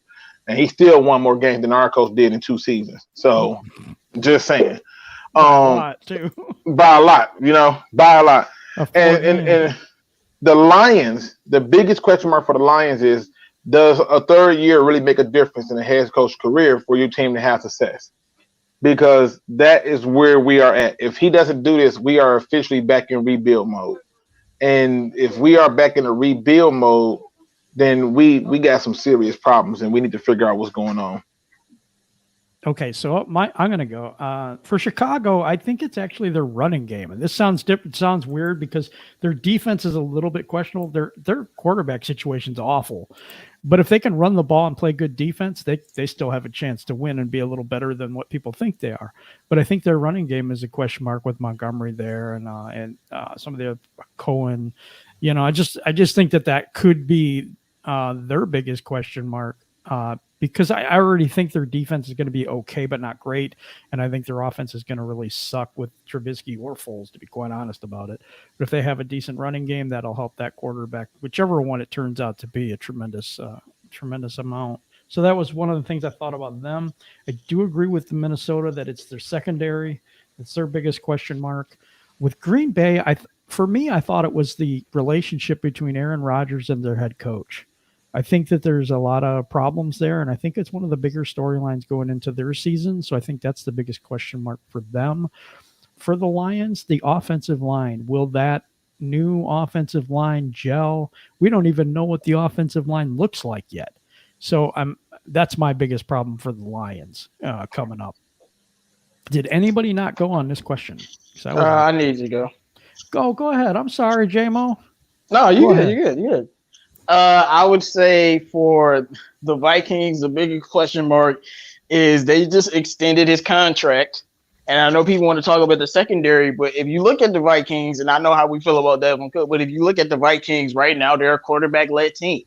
They paid the big bucks for the quarterback and shelled out everybody else. They got rid of Stephon Diggs because they believe in their QB. So can Kirk Cousins actually carry that team? Of course, I don't think he can. But to me, that's the biggest question mark. And then with the Bears, the biggest question mark with the Bears is actually the offensive line. I know Valerie was talking about she doesn't know what happened from that 12-4 year to the next year. Well, what happened was it was a complete fluke. Y'all had like the healthiest team in NFL history. That's what happened. Now, I'll be honest. Almost the same team the next year then. So what's the excuse? I mean, but y'all wasn't as healthy. Trubisky, it was a fluke with Trubisky. So like all that stuff that he was doing was a fluke. It was a mirror image. And then Khalil Mack didn't play as well as he did the year before. But anyway, to me, the Bears and the O-line was much worse. Y'all, I thought y'all lost like a couple offensive linemen coming in last year. We lost one we needed to go, but still. Yeah.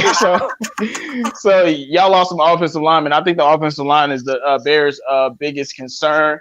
And with the Packers, the biggest concern to me is, or the thing that I'm watching is, was the Smith brothers a fluke? You know what I'm saying? I don't think at least Zadarius was a fluke because he was a beast in Baltimore. But to really, the Smith brothers is what truly, truly changed that team. I know Aaron Jones was out of his mind, but whenever Aaron Jones didn't produce or didn't do anything or whatever you want to call it, the Smith brothers came through. Even against the game against the Lions, the first game, the Smith brothers came through late. So when I'm looking at that, that's what I'm thinking about. I think that was every team. Oh no, the Lions. Yep, that was every team. No, I didn't do the Lions. I think the Lions is can Matt Patricia get out of his own damn way? like seriously, like you got a team with nothing but talent on both sides of the football on paper. Get out of your damn rocket scientist way and build a defense and and coach correctly, because like when I'm looking at this roster, look. It's a lot of coaches that can win with this roster. That's basically what I'm saying. So get out of your own way. The previous coach won with this roster.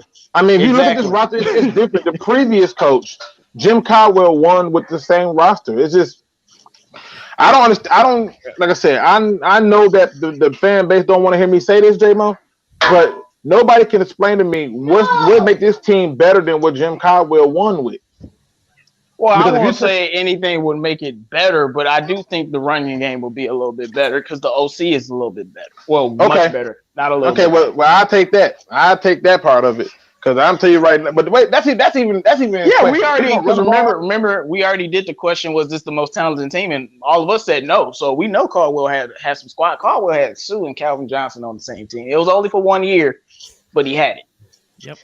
The biggest question the Lions have next year is who's getting fired, Bob Quinn or Pat Patricia? Dang. And how long does Matt Nagy last? 6 games? 5 games? Listen, Matt Nagy in the game against the Detroit Lions, with the lead goes for 2. And I remember thinking, what the hell was the point of that? and then the Lions score, we get the lead, and what does our head coach do? He goes for 2. And I'm like, are you on drugs? What the hell is going on? Like, why are you doing this? So yeah, we gonna see what Matt Nagy do. But I'm not on Matt. Contrary to popular belief, I'm not on Matt Nagy's side. I was originally, and until I saw last year, and I went, boy, that man is the greatest showman on earth.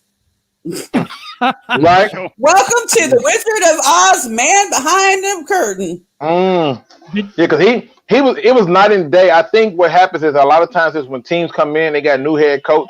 There's no film on them. There's nothing you can go off of.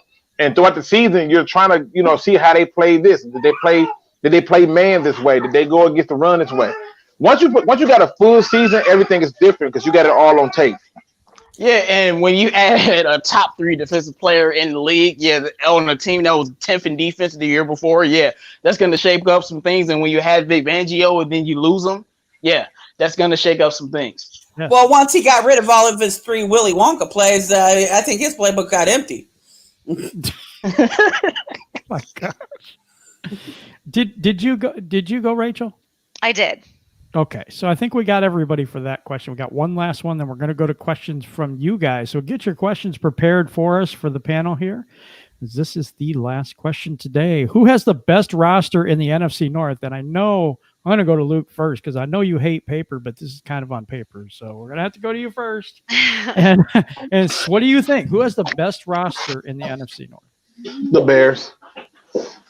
The Bears. Dang it, Luke, you took my answer, man. I mean, listen. I was shocking with that. Hallelujah. Thanks for telling the truth. Listen, let's be honest. The Bears' real downfall was bad quarterback play. They went out and added Nick Foles. They have running back play. They that's why I said the question is the tight end. If they get tight end play, it's gonna be some problem for some people. Their receivers play well enough. The defense play well enough. To me, pound for pound, position by position, minus quarterback, the Bears. Okay. All right. That was a shocking thing for me. I'll tell you that much. All right. I'm gonna go to JMO on this one now.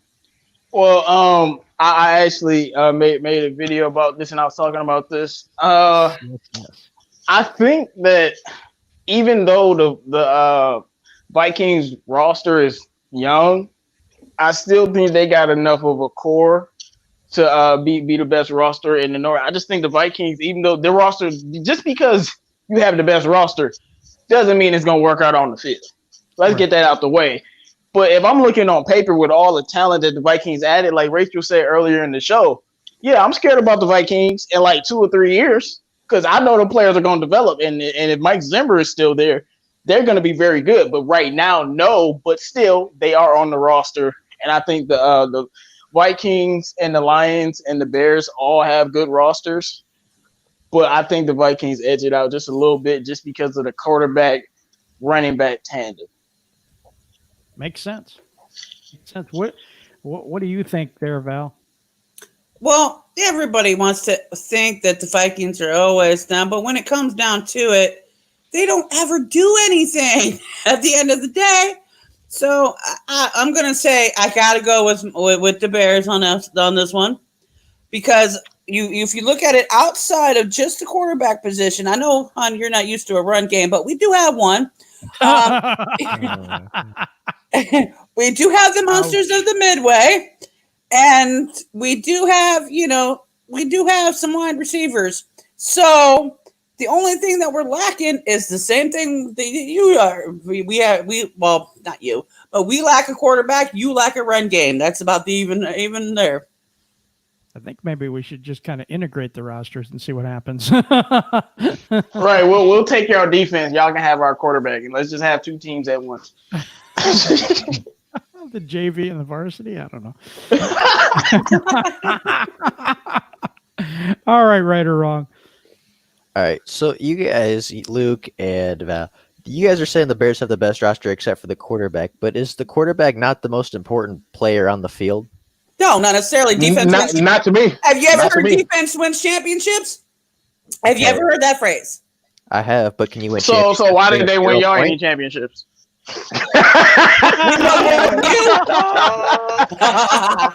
We won more than you. Only one more, one. yeah.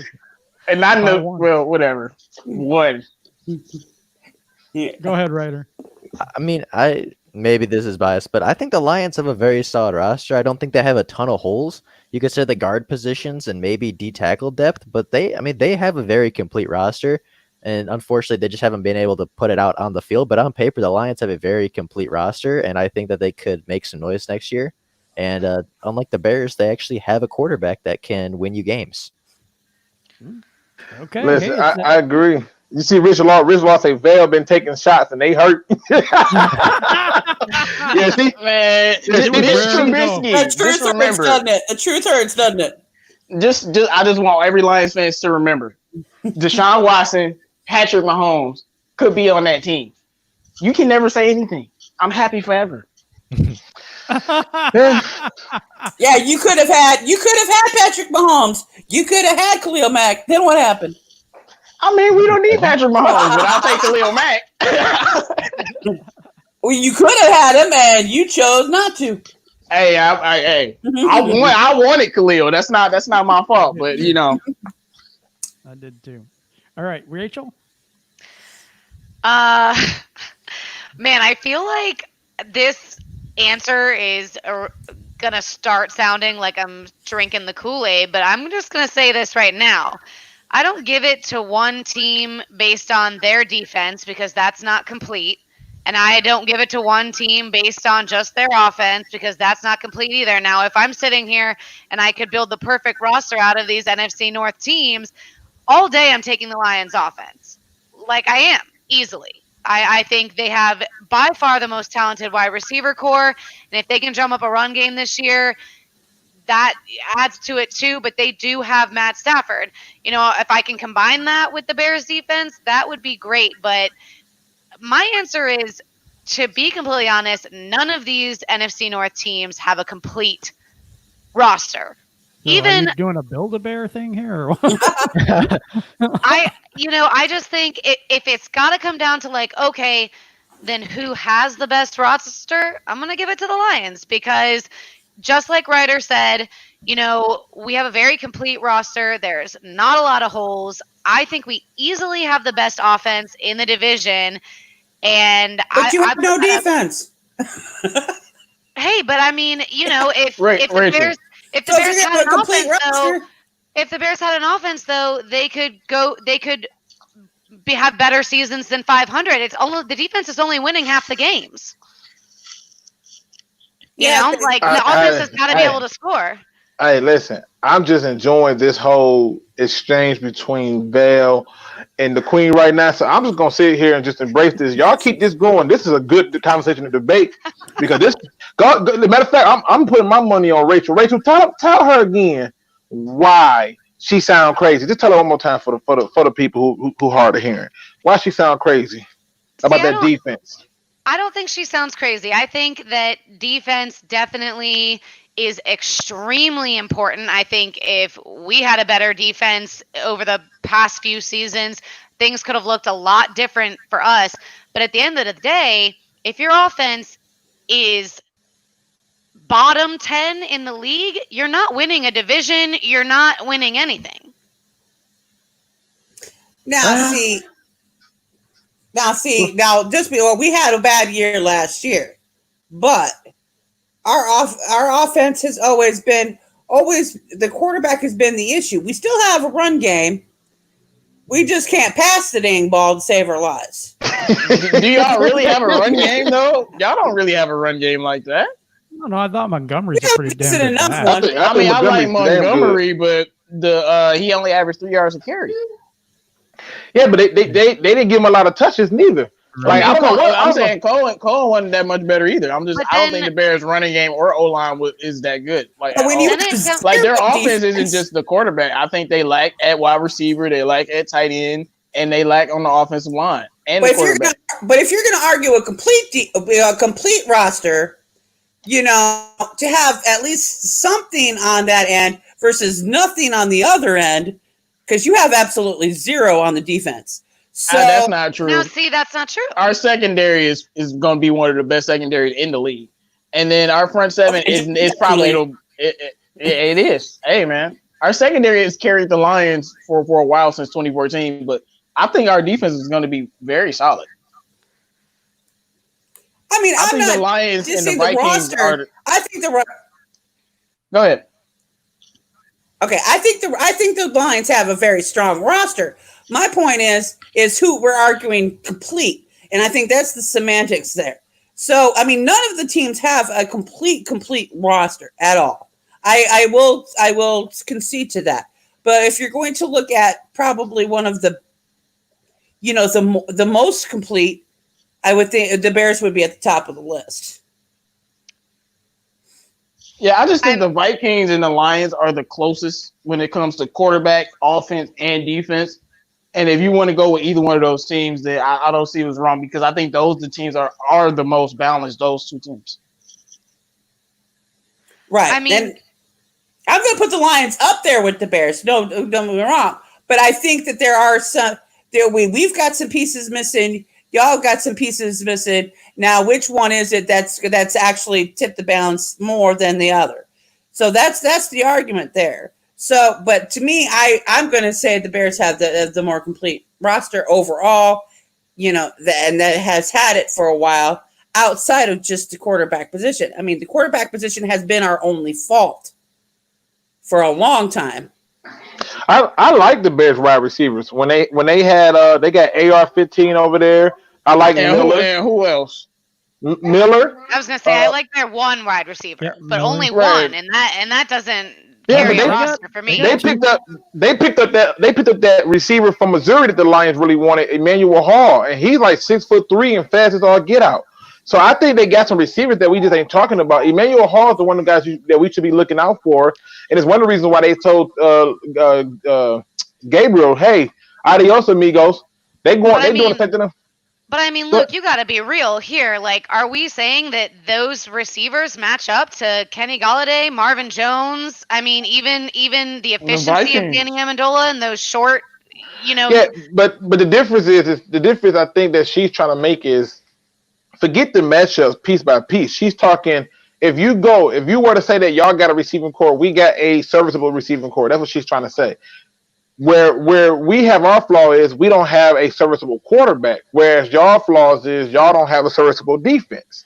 But I mean, that's a matter of opinion, because I was just about to say that Trufant is absolutely a serviceable corner. Well, we're not talking about individual players. Defense as a unit has been dead last almost for the last 2 seasons. So we're not talking about individual players. Top 10 in his first season, and then it was bad last year, and we had a lot of injuries. So it was top 10 in the category. Our defense was 10th overall in total defense in 2018. We were 10th. I looked it up plenty of times. That was based off of yards, though. No, that was total defense. I just said total defense. We were 10th.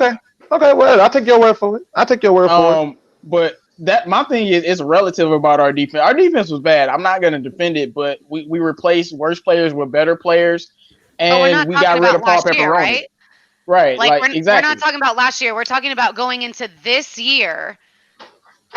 Which team has a more complete roster? And that's exactly what I'm talking about. Not last year. I'm not going to base anything off of last year and try to argue anything for the Lions at all, honestly. But going into this year is a different story. I just look at I can always hear a person, whether I agree or disagree, I can always hear their perspective. And what she's trying to drive home is it's not like our defense has made these strides to go from last to be where the Bears defense is. That's not the case. Whereas in her case, she's saying that, hey, if Nick Foles played half as decent as he played during his Super Bowl run, he's better than Trubisky, and that's more of a boost. We made a bunch of lateral moves, snacks to Danny Shelton, Devin Kennard to Okor or Jamie Collins, however you want to put it. Trufant versus Slay. that's arguing something that's yet to be seen. Look what Foles was completely unsuccessful in Jacksonville. So which Foles are you getting? And that's up in the air. Foles has not been good outside of Philly, and I just want to say, no, we understand what she's saying. We just don't agree. 100%. We're just not in agreement. That's fine. Y'all don't agree. That's fine. That's fine with me. I mean, my opinion is my opinion. Your opinion is your opinion. Right. I tried to have your back there. I couldn't take it no more. I just couldn't. They wouldn't let me have it. Let's get some questions from the chat. We got some questions. Anybody have a question? I know this one guy's been asking this. Alexander. Yeah, Alexander. The group that I want to address. It's like, how can you be the most complete without a starting caliber quarterback? There was a team that won the Super Bowl without one. So, yeah, and it was called the Bears in 1985. But still, you know, they had Jim McMahon was not a starting caliber quarterback. Please, in any opinion, you can't even defend that. You can't even defend that. I don't agree with that. So, they did make it to the Super Bowl with freaking Rex Grossman. Like, yeah, that hurt. Exactly. Like Rex Grossman. It's the most important position on the field. Is not true. I'm going to take this question real quick. Who is going to get more targets, T.J. Hockenson or Isaac Nada? I don't think this is even. I don't know. That ain't even a question. I got a question for you. Why is that a question to you? I'm talking about the Alexander. Why do you think that's a question? That's the same thing I said. I said it's T.J. Hockenson. I don't understand the question really, but that's okay, guys. That's nothing bad. I just think that they've paid a lot of money and a high draft pick for TJ, and I think that they're going to give him every opportunity. That's the way I believe. Anybody else want to handle that one? Or no, I mean, to me, it's simple because you got to ask yourself. Isaac Nada he's been switching to that fullback role, so that kind of tell you how they want to go with him. They're using him more as a fullback. Because I think that this might be Nick's last year. Nick on that bubble, and they like what Nada brings to the run game. So I can see him kind of being more of a fullback. So hands down to T.J. Hockenson. Yeah, me too. Real Detroit Lions fans ask, who will be last in the division and why will it be the Bears? I'm going to go to Val. I got this. Man, because he must be drinking. He must be drinking Luke's special sauce Kool-Aid, but still, yeah. Like, who was last in the division last? Wait, were we the last in the division last year? No, we were. Okay, all right. So we also have 15 players playing every game, so. Yeah. Ouch! Get him, Ryder! Get him, Ryder. So, J-Mo, did you want to weigh in on this question? No, okay, look, Val. I know you think I'm being biased, but I'm not. I'm being honest. The reason why the Bears are going to be last is because the Lions are going to be better, and the Vikings are going to be, and the Vikings and Packers are going to most relatively stay the same. While the Bears, I think they're 6-10, 8-8 range. I definitely think the Lions are going to be better. The Bears went 8-8, but they played the Lions without Matthew Stafford twice. So they would have been 6-10. And that was brought to you by Ding Biscuits and Special Sauce. I can't blame you for believing in your team. I can't blame you for believing in your team, but the Bears are definitely going to be last in the division. I'm sorry. But hey, you have to give it to Valerie. Like, her comebacks are so quick. She doesn't wait a second. I'm like, all right, girl, I see you. She's not even thinking about it. She's just like, oh, so you gonna talk about my team? I got something for you. Okay, we got one from in sarcasm from a very young age, y'all. So we got one from Shad, and he says, if Sheila were to ever sell the team, who would you want the owner to be? I'm going to go to Luke on this one. She's not selling the team. Well, she's not. That. But if she did sell the team, I would want the owner to be. It had to be somebody who's a fan of football, but not such a fan of football that they treat this team like a clubhouse. You know what I mean? Like, right. I think that's a problem. That was a problem with William. With William, it was like he was just such a fan of football, and the fact that he could bring these players in and talk to them and interact with them was the joy. And then you get to Martha, and Martha was just like, I don't care what none of y'all is. I'm 90-some years old. The last thing on my mind is what y'all doing. What can y'all do to bring a win? Now I think it gets worse with Sheila. And to me, if she did sell the team, I would be totally disgusted. I don't think. I think if the team gets sold, the team gets moved. That's my belief. If Sheila were to ever sell the team, who would you want the owner to be, right or wrong? I mean, whoever is dedicated to winning a winning football team and can actually do it has my vote of confidence. I don't care what your name is. If you're committed to winning a winning football team in Detroit, I'm all for it. I am too. I gotta read this. Real says he want Oprah to be the owner because you get a ring. You get a ring. Everybody gets a ring. Real. Hold up. Real has been on one tonight, man. Yeah. Oh my god. He said, "You get a ring. You get a ring." Which one or two players do you want us to trade for that could boost our chances in contending? I'm gonna go. It's two players: Frank Clark, Jamal Adams. Please, bless me. Wait, Frank. I thought Frank Clark got. I get them mixed up all the time. Chris Jones. What? I'm like, did he get a nice contract? Chris Jones or Jamal Adams. Preferably both, because no team has done something that crazy ever. But that'd be crazy, and that would that would definitely shore up. No, we would probably have to trade one of the best players on our team if we did that. So, or all our draft picks for the next year or two. But in the next 4 years. They don't care. They ain't going to be here next year anyway. So I'm just kidding. Which one or two players did you want us to trade for that could boost our chances of contending, Rachel? Man, I don't know. I'm like, can we just see this team out there first?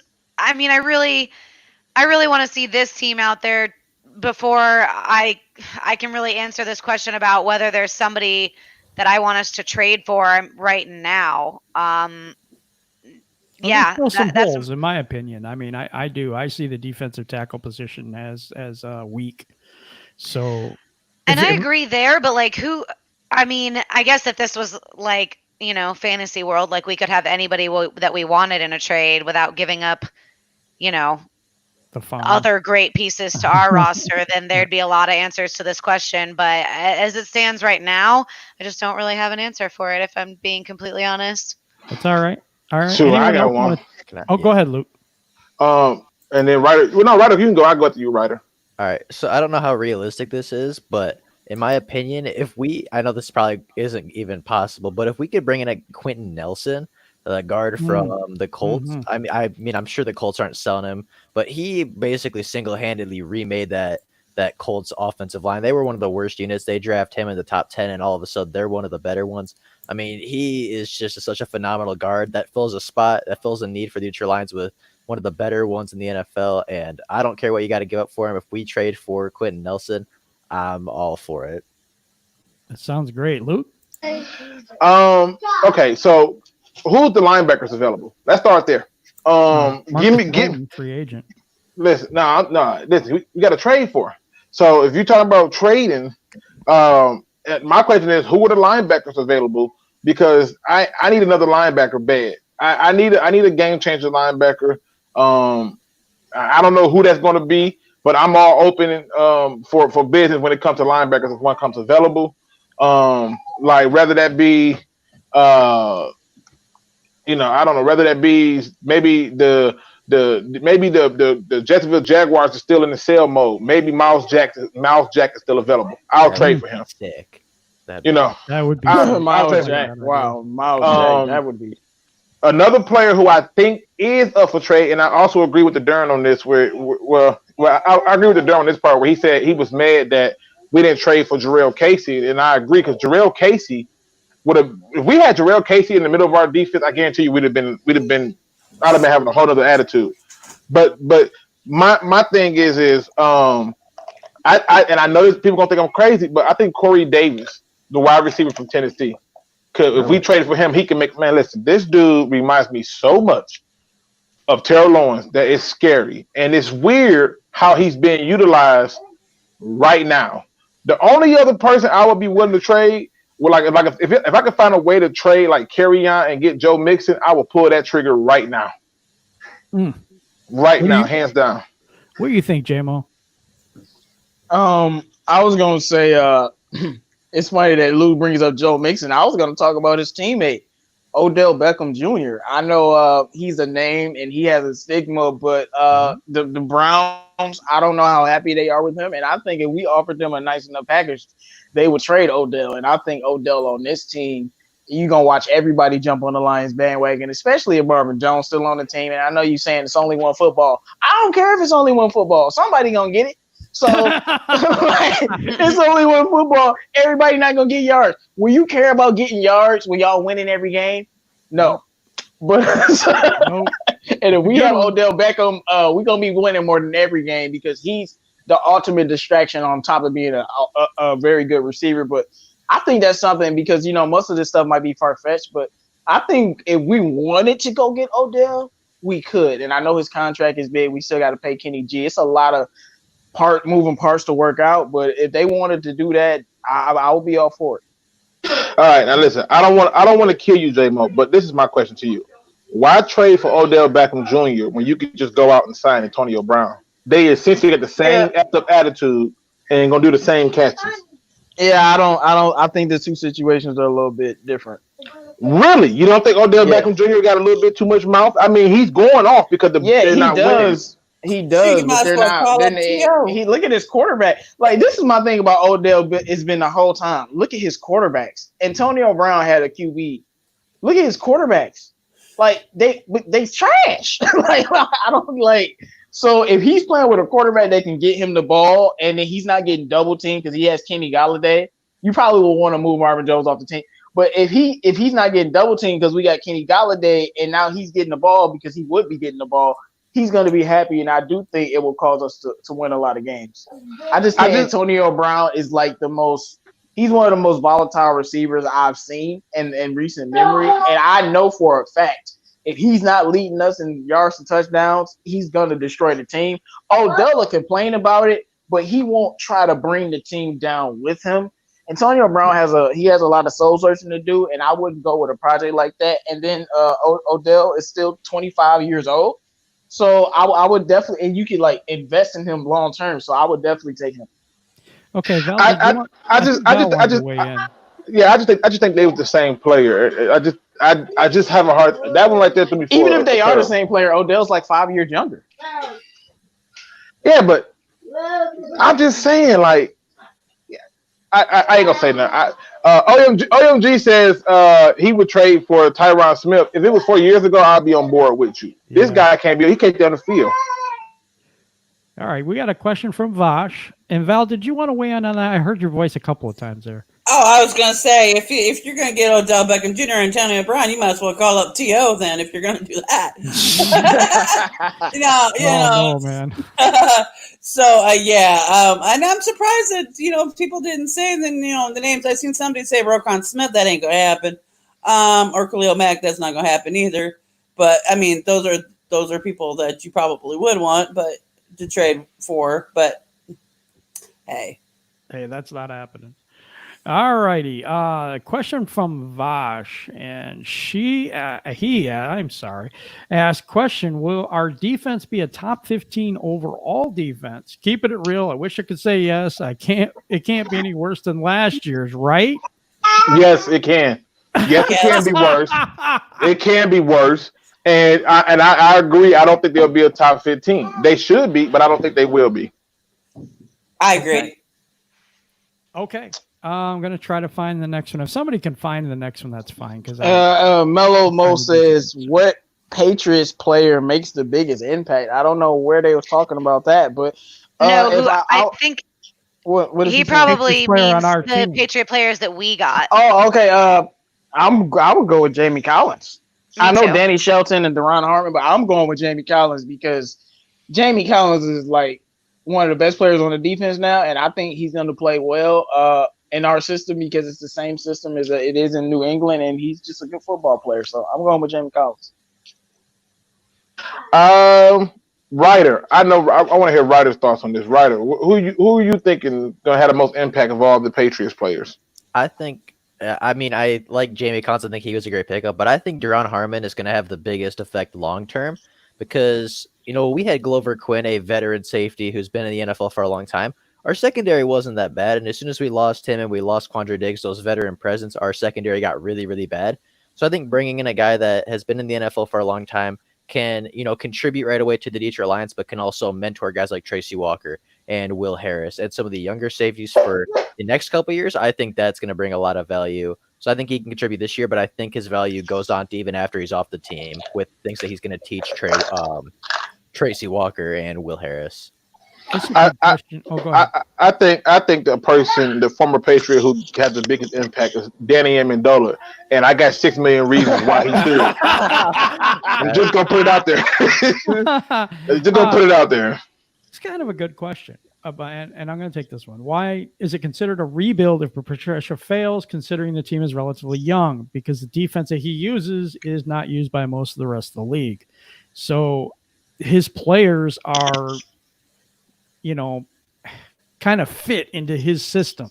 Yep. So if you're going to change the coach and he has a different system, a lot of these players may not fit in that system, even if they're young. So that was and if Patricia fails, there's like a 75% chance of Matthew Stafford not being on this team. And if Matthew Stafford's not on this team, then we're rebuilding instantly. So simple as that. Not to mention, there's a lot of other factors that play into it. Like, is the new head coach going to want to keep a Darrell Bevel? Is he going to want to bring his guy in? Yeah. Are they going to enjoy with the fruits of the labors of what was been drafted for them these past few seasons? Are they not? The problem with what Patricia did is so scheme heavy that it don't make no sense. Mm-hmm. I agree with Luke on that. Do you think Bob Quinn? Okay. Well, my question is, how can you consider it a rebuild at all when you haven't had anything built in the first place? You know what, Val? Mute her, Mike. Mute her, Mike. We're not gonna have this kind of disrespect today. Mute her, Mike. All right, guys. I want to be out by 10, so I'm gonna start doing these rapid fire, and then we're gonna have final thoughts. So, Alexander Kimura says, "Do you think Bob Quinn is gonna sign anyone else or save the money to re-sign? I think it's Kenny Golladay or whomever. What do you think, Rachel?" At this point, I think he's going to save the money to re-sign. I don't even think that means that he's waiting very much longer here on Kenny Golladay, but that he could also make a decision on Taylor Decker further into the season. But at this point, I see him saving the money to re-sign. Okay, here's one. Vash says, "Will we sweep any NFC North team? I think we sweep the Bears." The Bears. Oh, you just got to play with me now, don't you? I had to do it. All right, I'll ask right or wrong on this one. What do you think? The Bears. The Bears. Yes, me too. Oh, this is only because I'm on the show tonight, y'all. No, it isn't. I'm saying that the Packers as well, not just the Bears. Yeah, I don't hate on the Packers. Leave the Bears alone. Hate on the Packers. We're good. Okay, but they Bears. Yeah, well, still. I never heard nobody say the Bears are the king of the jungle. You ever noticed that? I haven't either. I've heard that they hibernate. Yeah, well, the male lions don't do crap anyway, so stop the disrespect. That's right. Okay, what I'm going to do now is I don't see any more questions. What I'm going to do is I'm going to go for final thoughts, and we're going to be out. So, all right, I'm going to go to Rachel first. All right. I want to start off by saying thank you to Mrs. Bordeaux for being on the show with us tonight. You are awesome, and I really respect and appreciate your quick comebacks and having another lady on the show with me tonight. And second, I want to wish my mom a happy early birthday. Her birthday is tomorrow. Happy birthday. And I know she's listening. So happy birthday, Mom. Third, I am going to be releasing a video tomorrow on my YouTube channel, another installment of You Ain't Lying with the DSA's own Andrew, one half of our real Detroit Lion fans. So you guys make sure you keep an eye out for that tomorrow. Make sure you're subscribed to all the members of the DSA. Make sure you guys show Valerie love in the chat right now. And last but not least, happy Detroit Lions Day, you guys. June 30th, 1934. The Lions were officially moved back to Detroit. They were the Portsmouth Spartans prior, but this day, 1934, they were officially moved to Detroit and renamed the Detroit Lions. So happy Detroit Lions Day, guys. Wow, Hey, that's salute. good Oh, stuff. that's great, Rachel. That's good stuff right there. Happy Detroit Lions Day. I love it. I love it. Should Val? we all sing happy birthday to her mom? I'm the worst singer on the whole group, so I should take the lead. Okay, go ahead. Let's do All it. right. Bumblebee, All right, let's bumblebee, bumblebee. Had to get my vocals warmed up, okay? Happy birthday, Happy birthday to you. Happy birthday to you. Happy birthday, dear Mama Bear. Happy birthday to you. Y'all better Aw, not, thanks, hey, guys. y'all better not at us on our singing, all right? That was a birthday song. We don't gotta be a birthday right. singing. Right. We don't gotta be a Aretha Franklin or Whitney Houston. We have gone off Shoot. the rails.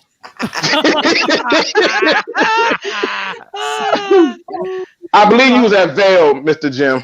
Yeah, Val, what are your final thoughts today? Oh, God help us. Who, me? No, some other lady named Val. That I didn't know who you said, so I wasn't paying Right. attention. I Right. put on my wife ears and didn't pay any attention to what you Yeah, said. that's a truth. I just want to thank the DSA for having me on the show. This was loads of fun. I mean, I got much love for the Lions. I got much love for the Bears.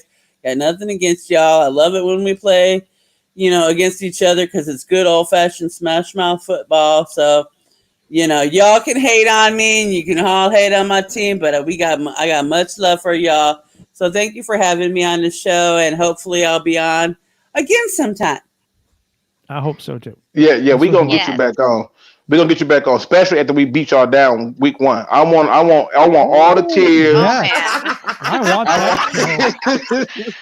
Oh, Goes in the books, you're gonna hear Sailor Val at that point, okay? Okay. Uh-oh. I'm gonna bring up this censor stuff. Okay, right or wrong? Final thoughts.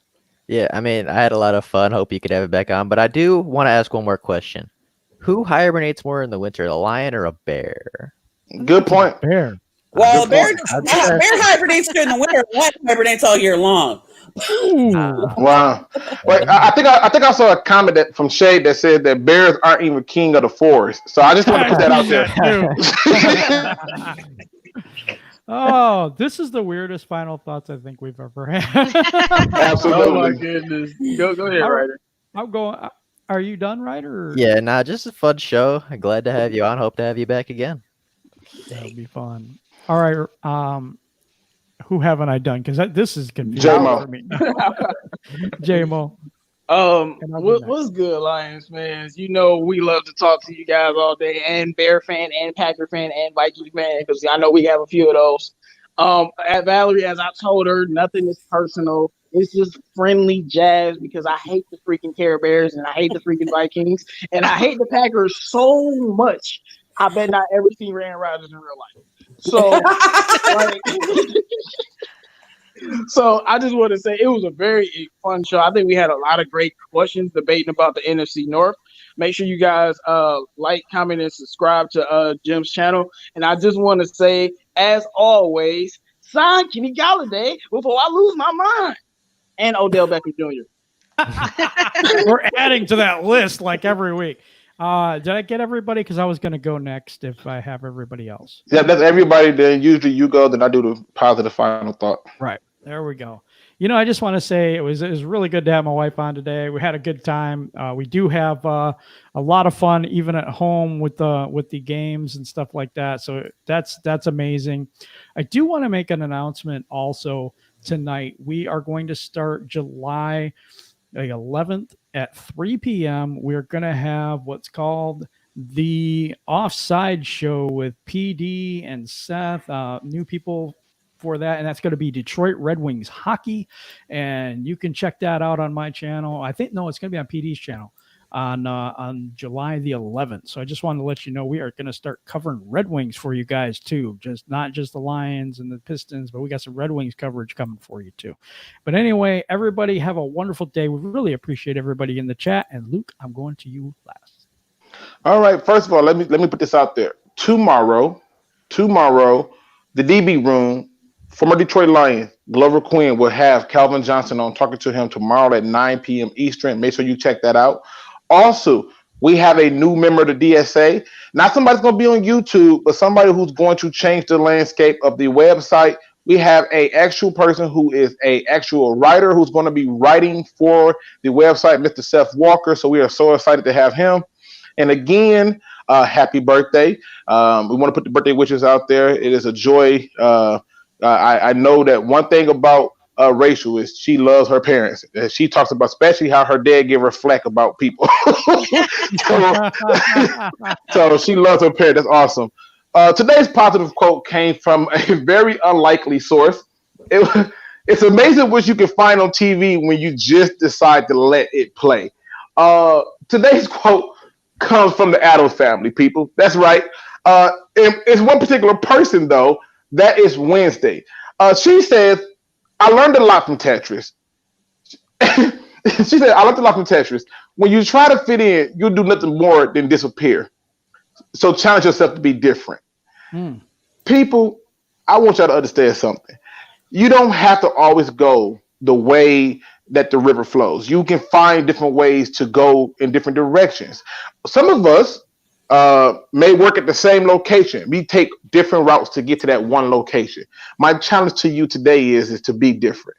To just be different. Do something different. Maybe you are not a person that speaks to everybody that walk by. Try it. Just go by everybody and speak to them. Smile. Say hello. How are you? Hey, tell them that they matter.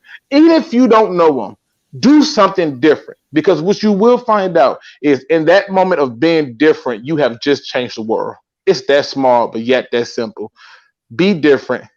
Be nice. Just smile. I promise it can change your life. And yes, that is a Black Eyed Peas drop. With that being said, ladies and gentlemen, please make sure that you subscribe to all the members of the DSA. And as always, don't be no chump. Please do your research.